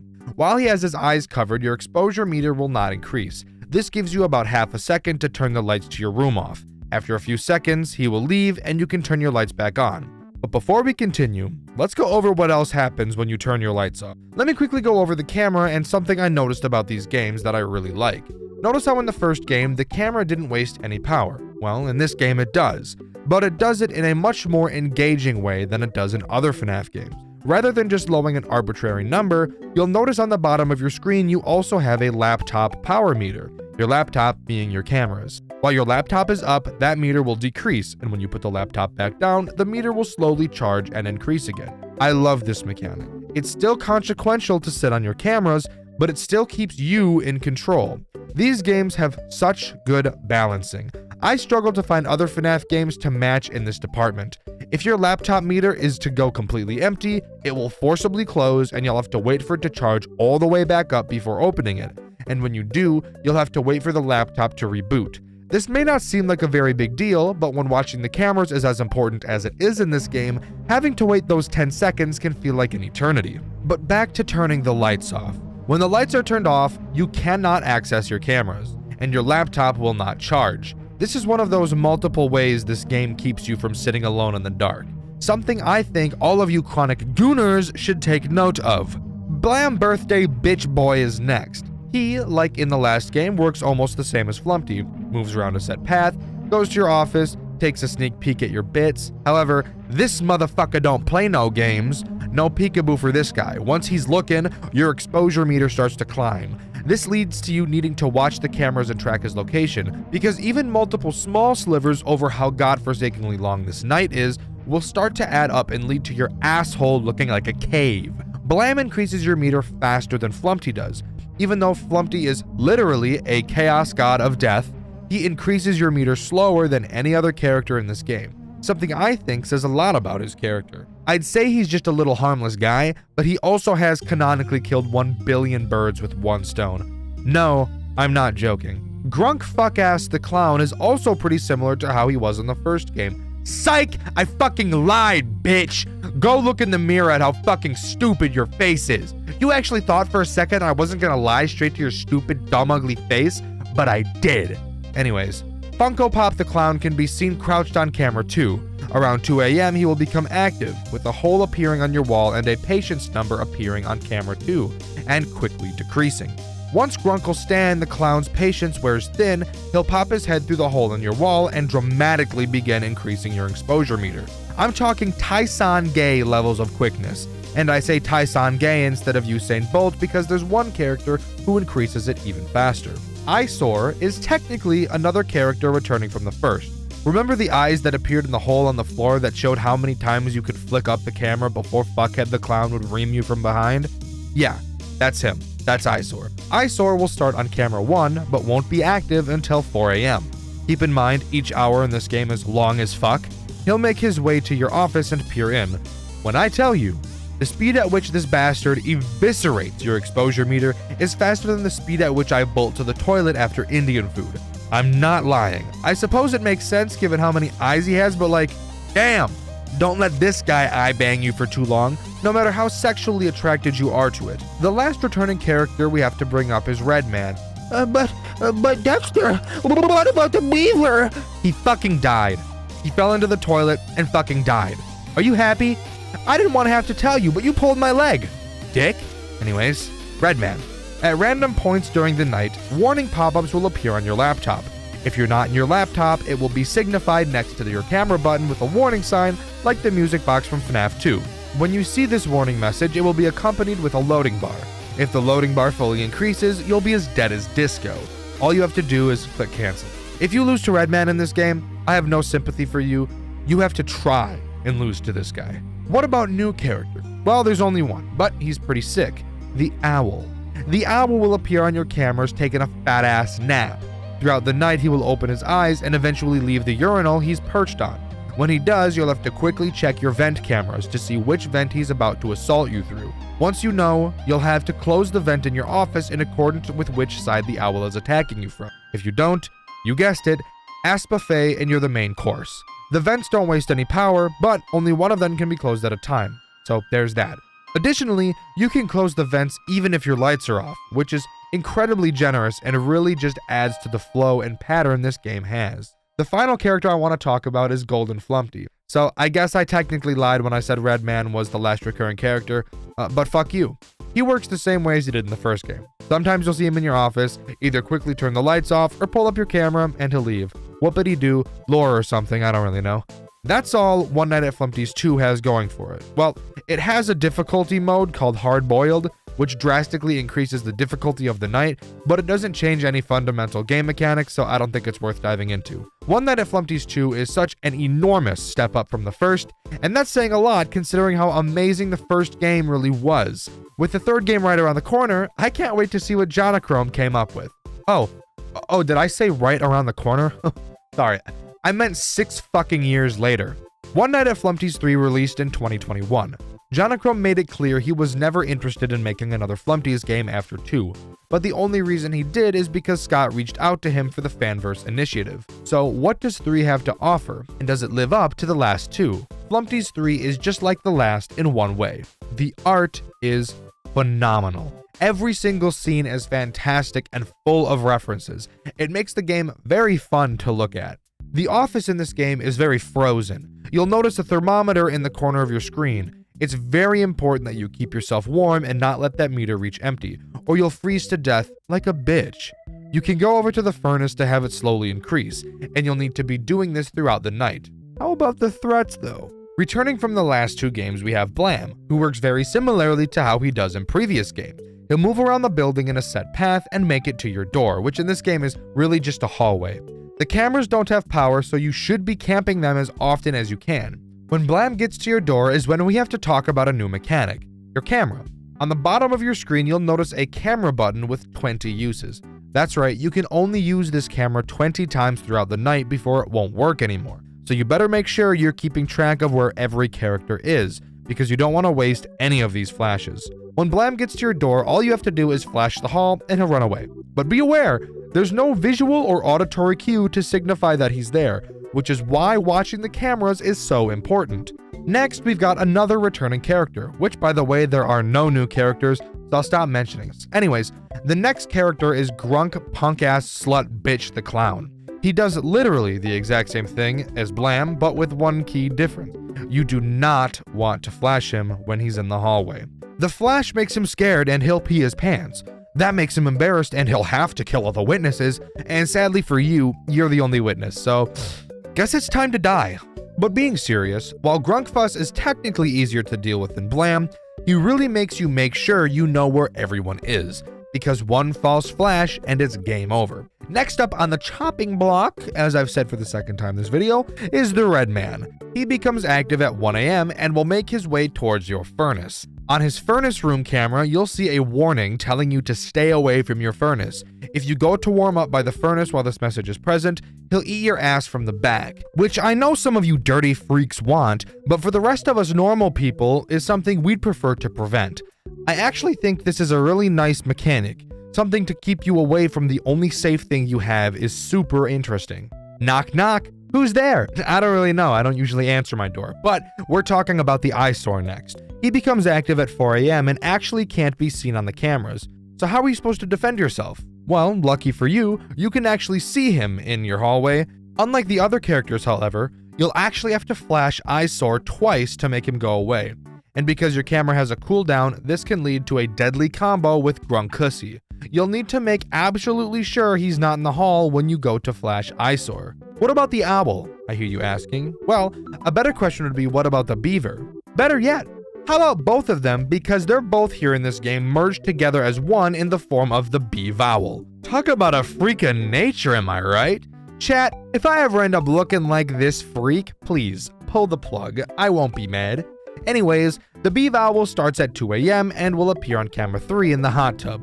He will gradually climb out of the tub and crawl into your vent. This brings up the other side of your office where you can actually see the vent. This vent functions the exact same way the other door does. When you know the bee-vowel is in the vent, all you have to do is flash him with your camera and he'll go away. But this does lead to a split path that you'll have to watch just as much as the door path, which can become stressful as the night progresses. Finally, we have to talk about Golden Flumpty, who is just as uneventful as he was in the last two games. When you see him on your cameras, you can't pull down the camera unless you switch to another camera he isn't on. Otherwise, he kills you. And that's all the threats. Survive until 6 AM and the final game in the Flumpty's franchise is over. In all honesty, I think this game isn't nearly as good as Flumpty's 2. I think that might be because of the fact that Jonachrome... Huh? What? What about Flumpty? I didn't talk about him? Oh, yeah, about that. Flumpty is pretty pissed that you survived as long as you should have, and is even more pissed at his friends for not being able to kill you. Being a god, Flumpty sets the time back to 12 AM, murders all of his friends, and comes to get you himself. I lied. We're not even close to being done. Let's talk about this game's second night, Flumpty Night. You'll immediately notice some new stuff, but I'll talk about them as they become important. In this night, after killing all his friends, Flumpty transcends space and time and is able to morph his body and appear in multiple places at a time. He replaces all of his friends and takes a majority of the mechanics of the night. Let's go over each Flumpty clone together. It can get a bit confusing, and this night is a clusterfuck, but I'll hold your hand and explain everything as best I can. And let me tell you, my palms are clammy. The first clone to talk about is Another Flumpty. Yes, his name is literally, quote, Another Flumpty, end quote. This guy is the exact same as Birthday Boy Blam. Fireside Flumpty replaces the Red Man. Spider Flumpty, aka fucking animated Flumpty, again, that is literally his name, replaces the bee-vowel. But something cool I want to mention about Spider Flumpty is that he is gorgeously animated. Like, look at his animation when he crawls through the vent. It's gorgeous. Now we need to talk about the Flumpty clones that have their own mechanic in this game. Except not really. All-Seeing Eye Flumpty acts exactly like Grunkfuck does in Flumpty's 2. On camera 6, he'll have a patience timer, and when it reaches 0, he'll appear in your office through a hole in your wall. Also, you'll notice on this night that an exposure meter literally slides in from the side of the screen during the night, and All-Seeing Eye Flumpty will increase it. You get rid of him by flashing your camera at him. This night is about to get a lot more insane, I promise. Flumpty.exe replaces what the Red Man does from Flumpty's 2. Occasionally, a program will appear on your camera, and if you don't cancel it in time, then it's time for an ass-eating buffet. Shadow Flumpty works just how Grunkinky does in Flumpty's 1. The more you lower your camera, the further and further through positions he gets in your office. Lower it too many times and he's gonna go spelunking in your asshole. I'm talking pounding ass pickles. Door Flumpty is where the 2 extra doors in your office come into play. He'll appear on either camera 8A or camera 8B. You can stop him by turning on your laser doors to keep him out. Also, you'll notice you have door power at the top of your screen, so you know, just something else you'll need to keep track of. Are you stressed yet? We're not done yet. While on your camera, sometimes you'll notice something really cool. Flumpty will fucking move the cameras 8A and 8B around to change which door that Door Flumpty attacks from. The first time I saw this while playing, I was freaking out. It's honestly such a cool idea that I've never seen done before. Finally, we have to talk about Virtual Boy Flumpty. Once 3 AM hits, if you look at your camera, you'll see a new section of the map that was never there before, slowly lower from the top of the screen and add 2 new cameras to the game for you to keep track of. I want you to keep in mind, all the other bullshit I've already mentioned is still happening right now. Virtual Boy Flumpty will make his way to camera 10, which you'll see has a door power switch. If you let Virtual Boy Flumpty get into this room, he will flip the switch, permanently turning off the laser doors you use to keep Door Flumpty out. So how do you stop Virtual Boy Flumpty? Well, this is really awesome. You have to close another set of doors on the fucking cameras. I swear to God I'm smoking crack because this is insane. There is actually so much shit going on this night. It's so much fun to play once you get into a groove. This is something that Jonachrome does that not many other FNAF creators can replicate. Although all of this is happening at the same time, you will almost never feel like completing it is based on luck. Everything flows together so smoothly, it's just super fun to play. Midway through 4 AM, a new song will start playing and the true boss fight begins. This final stretch is so much fun. When the song starts playing, you'll notice every single bit of your UI start to change to completely random intervals constantly. However, all of the systems still work. Sure, you can't visually see where your thermometer is at, but it's still decreasing and you will still have to manage it. Flumpty sings a little song, and if you manage to get to 6 AM, the game truly ends. We get one last final cutscene where Flumpty finally lets us leave and we see what the world has become while we've been trapped with him. Nothing but a wasteland, and we begin to question if escaping was even worth it at all. And the One Night at Flumpty's universe comes to a close. One Night at Flumpty's was one of the earliest FNAF fan games made, and I personally think it still holds up as one of the best in the world. Each game got better than the last, which is something that sadly doesn't happen with most series. I'm very glad that Jonachrome had such good attention to detail to make sure that the games never got stale. As much as I'd love to see more games from the Flumpty's franchise, I think it's best that 3 remains the final game, and I think Jonachrome thinks that way too. Flumpty's 3 finally showed us the extent of Flumpty's power with an amazing boss battle at the end, and he even honored his word by letting you leave once you beat him. This is such an incredible ending to such an incredible game, and I wouldn't have it any other way. I think One Night at Flumpty's is as close to perfection as a FNAF game can be, and it truly shows. But of course, with the good comes the bad, and it's time to talk about Jonachrome himself and the accusations that were thrown at him. 8 days after the release of One Night at Flumpty's 3, a user on Twitter posted a twit longer stating the following. Hello, my name is unimportant in this matter and I'd rather stay anonymous. I love this community. I absolutely have been a part of the FNAF fandom ever since 2014. The point of this is to try to make it safer for everyone and minors. Don't go attacking Scott over this. He had absolutely no way of knowing who Jonachrome really is. I also strongly insist that minors stay within their age groups when meeting friends in the same fandom online, whether artists or not. With that said, this is my testimony coming clean about Jonachrome. After seeing the release of One Night at Flumpty's 3 and how Jonachrome has insisted on staying within the community and fanverse, I cannot stand by and allow him to continue being within this fandom, and I really should have come forward much earlier when I initially found out.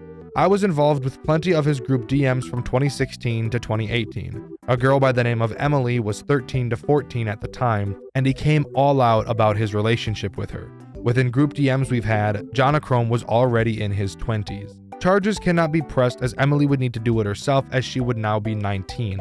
I have evidence to prove this with links to all of it, and witness statements, and messages from Jonachrome himself. This man should not be praised at all, and I hope this helps people see him for what he really is.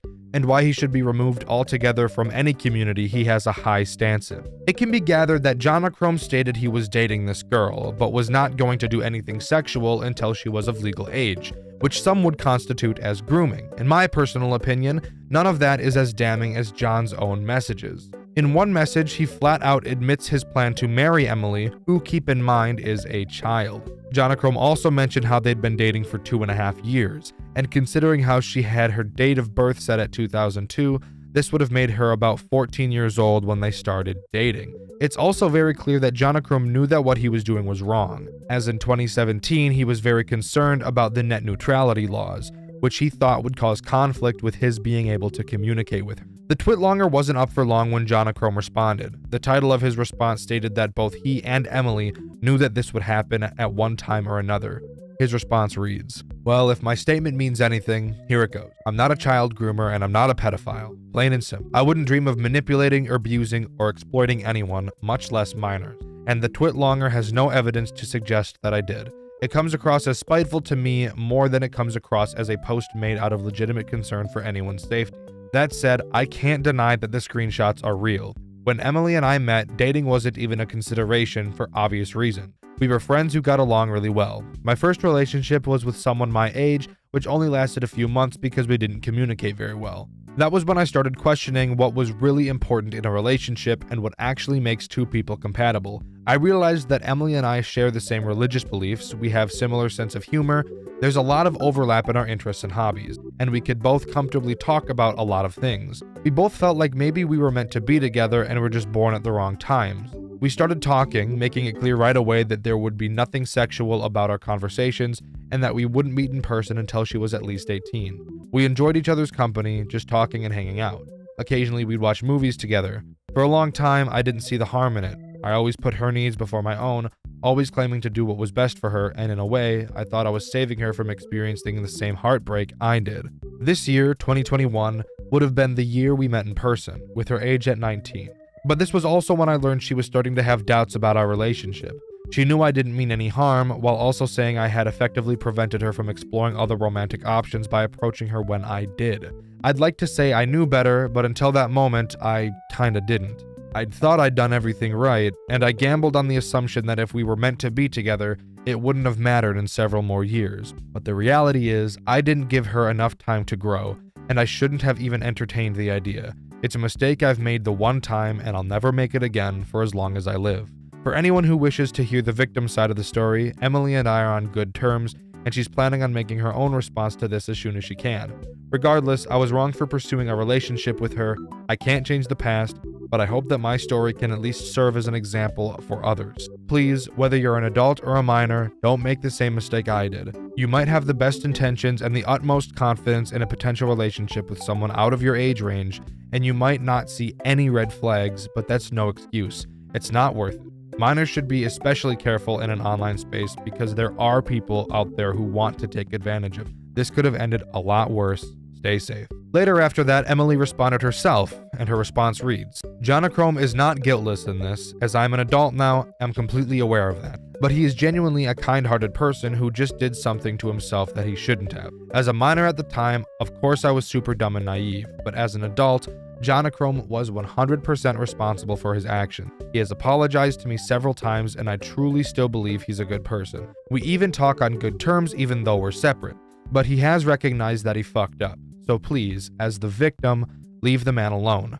Let me clarify. He has never tried to solicit anything from me. He has never asked me to do anything I didn't want to. It was not good to consider us having a romantic relationship when I was very explicitly not old enough.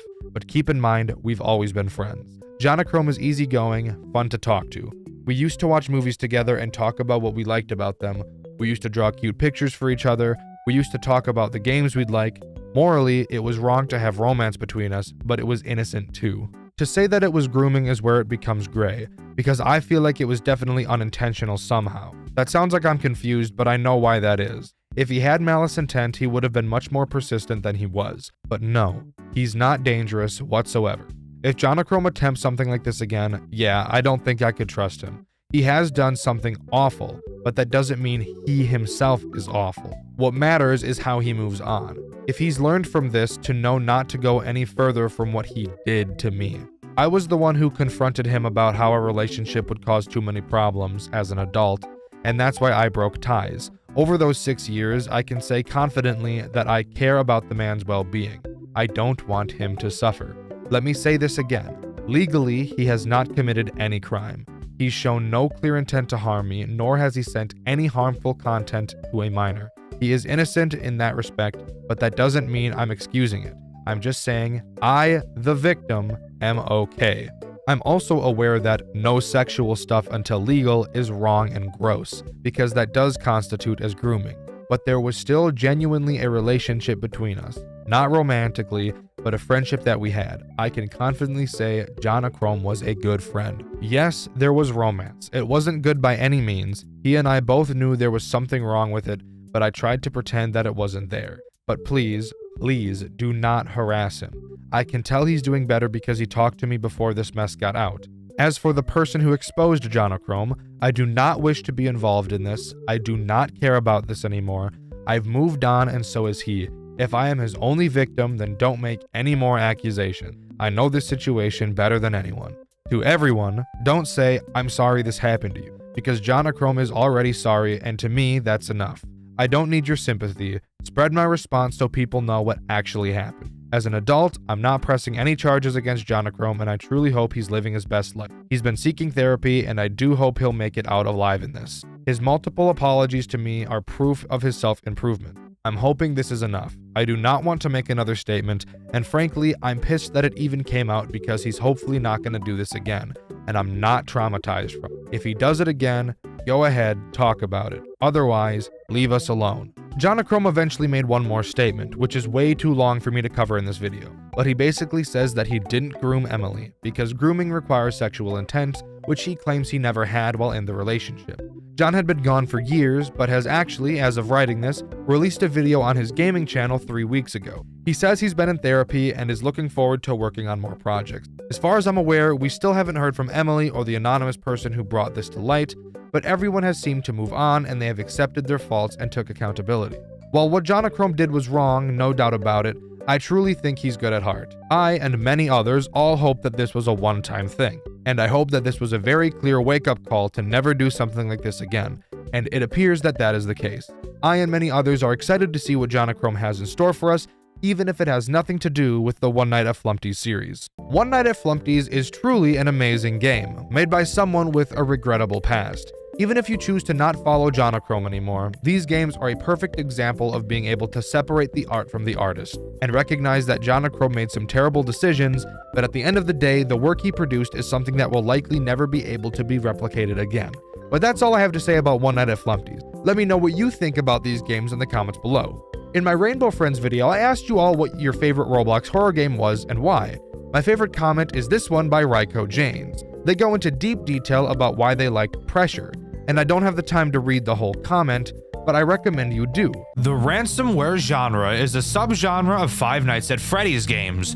While none of these games seem to actually understand what ransomware actually is, the general idea of these ransomware games is to make it appear as though your computer has been compromised by said game. A popular ransomware title you've probably heard of before and that I've actually covered on this channel is Graveyard Shift at Freddy's. And today, we'll be diving into my favorite Five Nights at Freddy's ransomware game ever made, FNAF 1 Remake.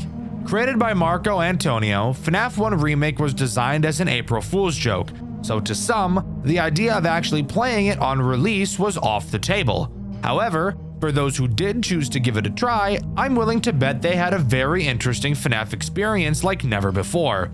This game is fascinating. This game is creative, and this game is awesome. So join me today as we dive into the sad and depraved world of FNAF 1 Remake. FNAF 1 Remake centers around us as individuals rather than an actual character, which is something super cool that I've never seen in a FNAF game before. The game opens to a cutscene that just displays text. Explaining the story of the game may be a little confusing, so let me make something very clear. FNAF 1 Remake uses the player themselves as a character, writing your own story in place of a Mike Schmidt style character.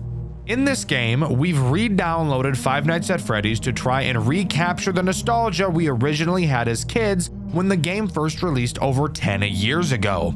As someone who was around very early into FNAF's lifespan, in fact, I actually joined the community before FNAF 2 was even announced, this is a topic that I could personally find myself relating to. I can still remember my first experience with the game. I was on the couch with my buddy who had the demo version on his tablet. He booted it up and I got too scared when Bonnie showed up at the door. I mistakenly took him for a dog at the time. I also avoided watching Markiplier's Let's Play of Five Nights at Freddy's because I somehow mistook Bonnie again in the thumbnail as a walrus. Don't ask me, I was a kid, and kids are retarded, okay? The game refers to itself as Buddy throughout the playthrough. Buddy tells us in the opening cutscene that he's going to give us the nostalgic feeling we've been yearning for, and it's going to be so perfect that it surpasses perfection itself. Shortly after, Buddy takes control of the program and quite literally changes the size of the window to show off how in control he really is. For the remainder of the game, we will not be able to put the game into full screen. Something I originally thought was going to be super annoying, but I actually grew to find charming throughout my playthrough.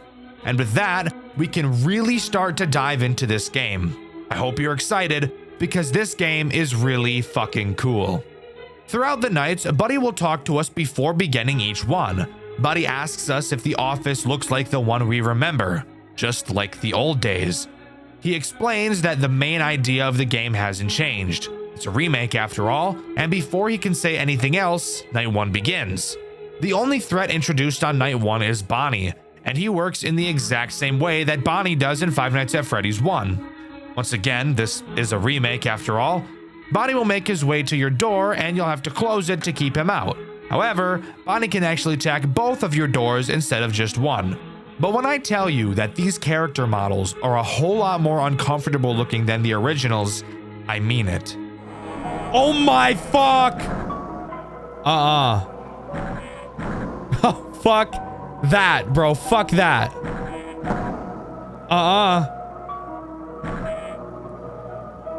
Dude, what the fuck?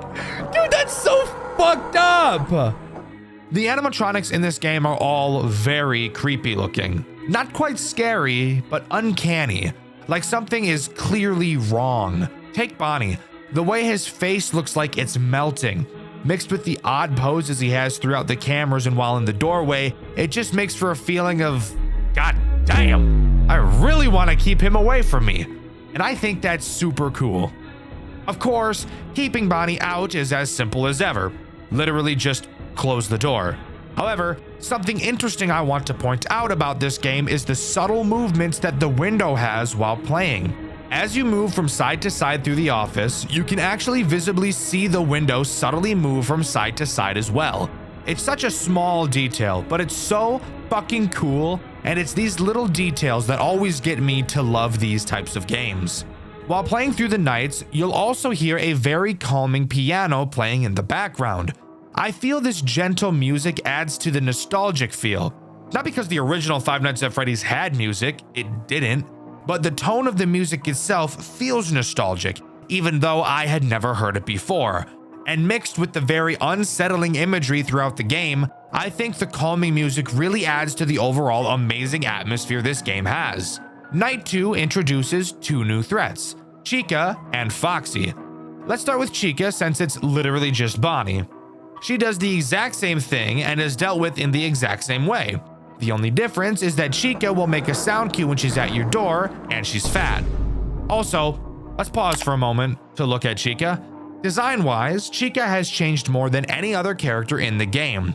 Her beak is gone, instead being replaced with a human-looking smile, which is just something I could have gone without seeing, thank you. And her eyes, of course, don't look very animatronic, now do they? Also, her bib just says snack, and it's spelled wrong, so that's great. The other character to mention, of course, is Foxy, as previously mentioned.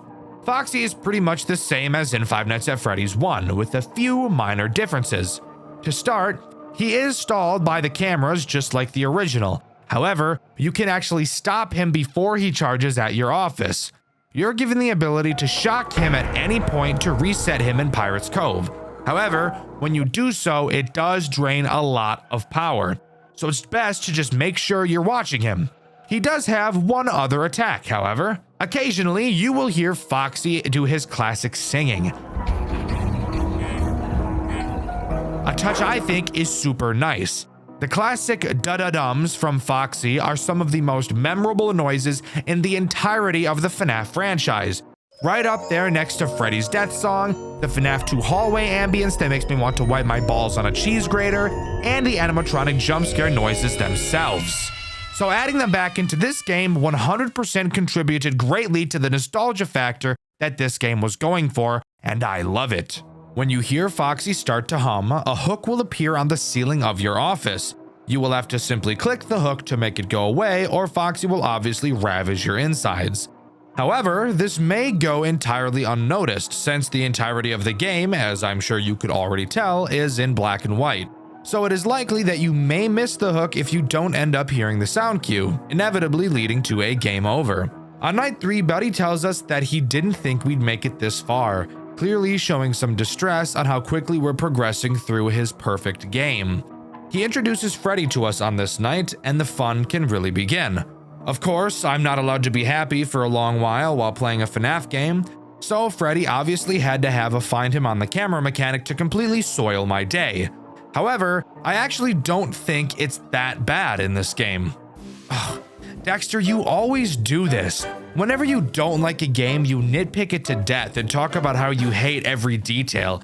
But when it comes to a game you like, you forgive almost everything in the game, even if it had the same mechanics or problems that another game had that you didn't like. You're a hypocrite. I'm not a hypocrite, you're just brain dead.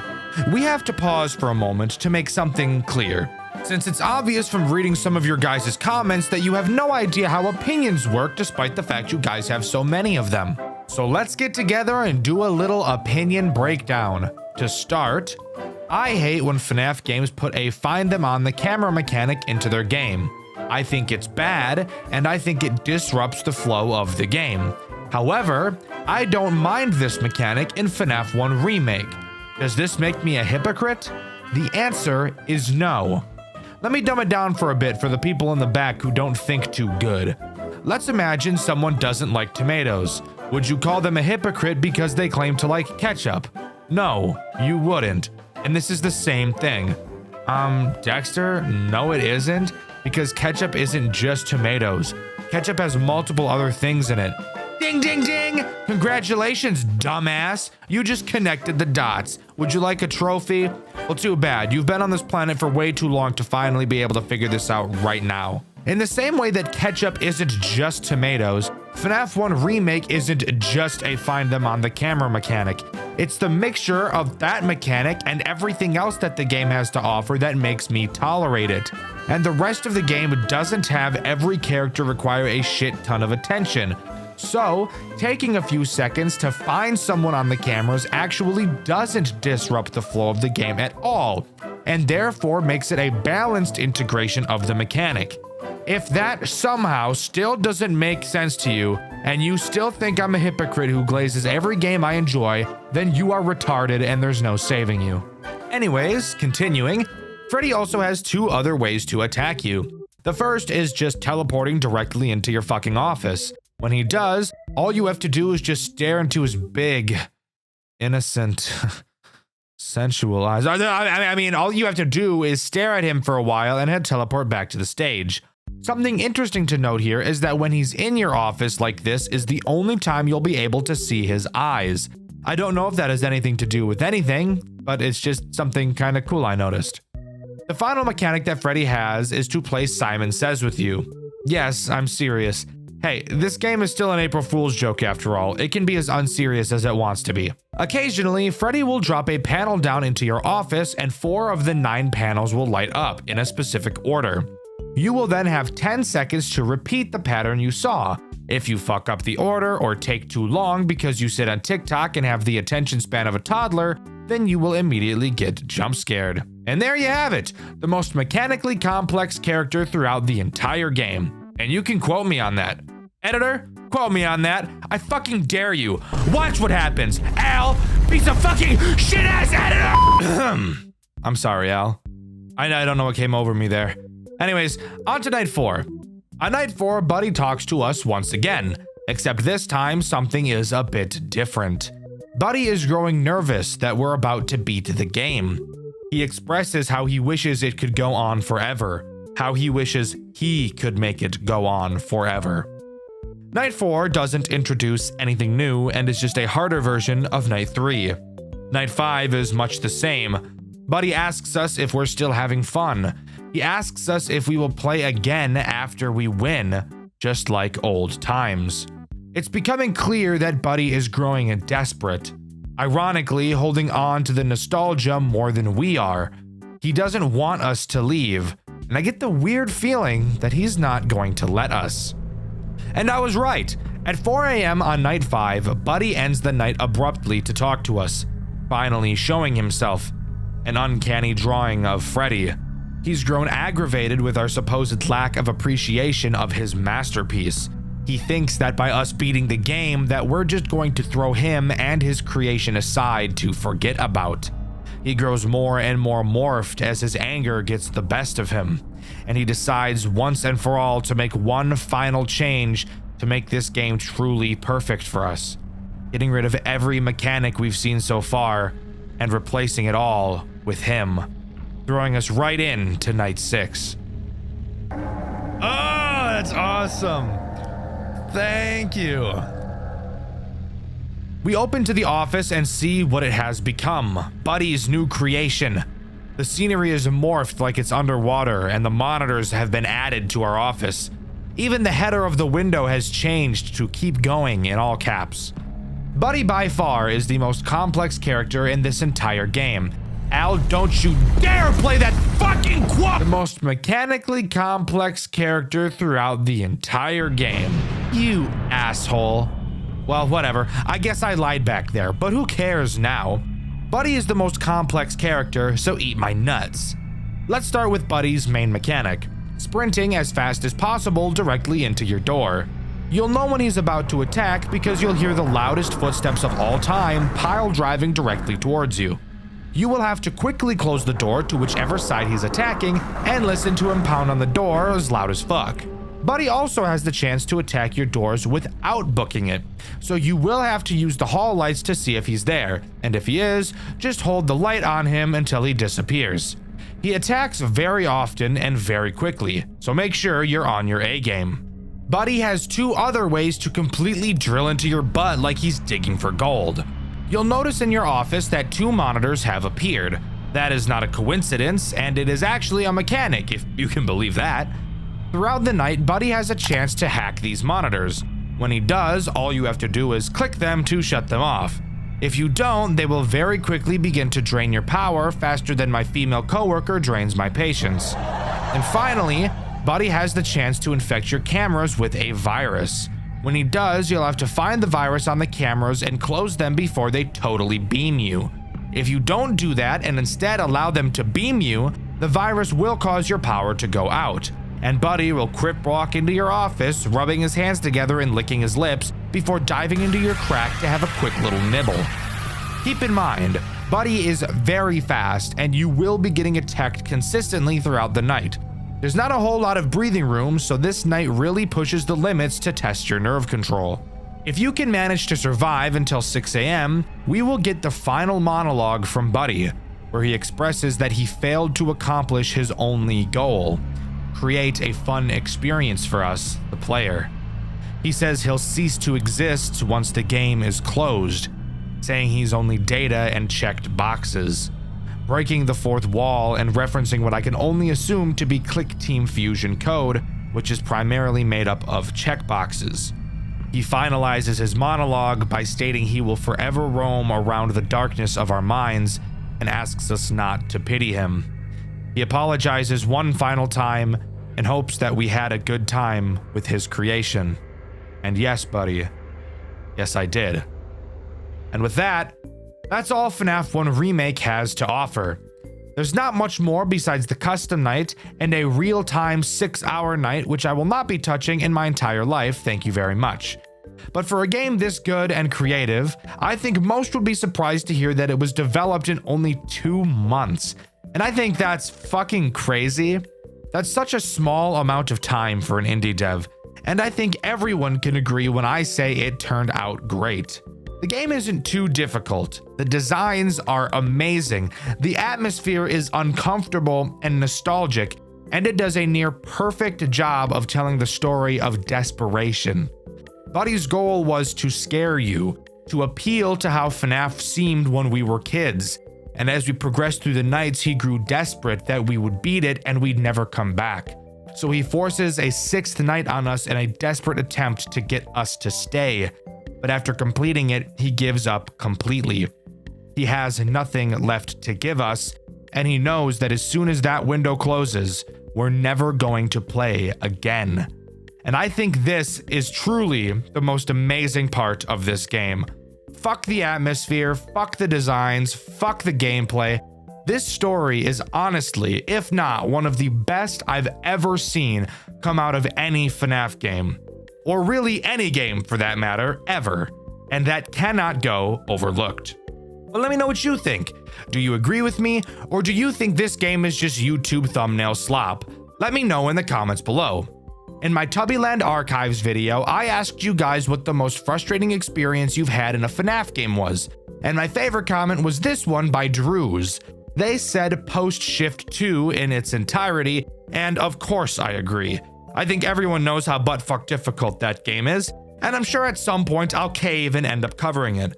Let me know if that's something you'd be interested in seeing in the comments below. I also want to take this time to apologize for the shortness of this video. This game really didn't have much to cover, but I really didn't want to gloss over how much I enjoyed the story, as it truly is one of the best I've ever seen.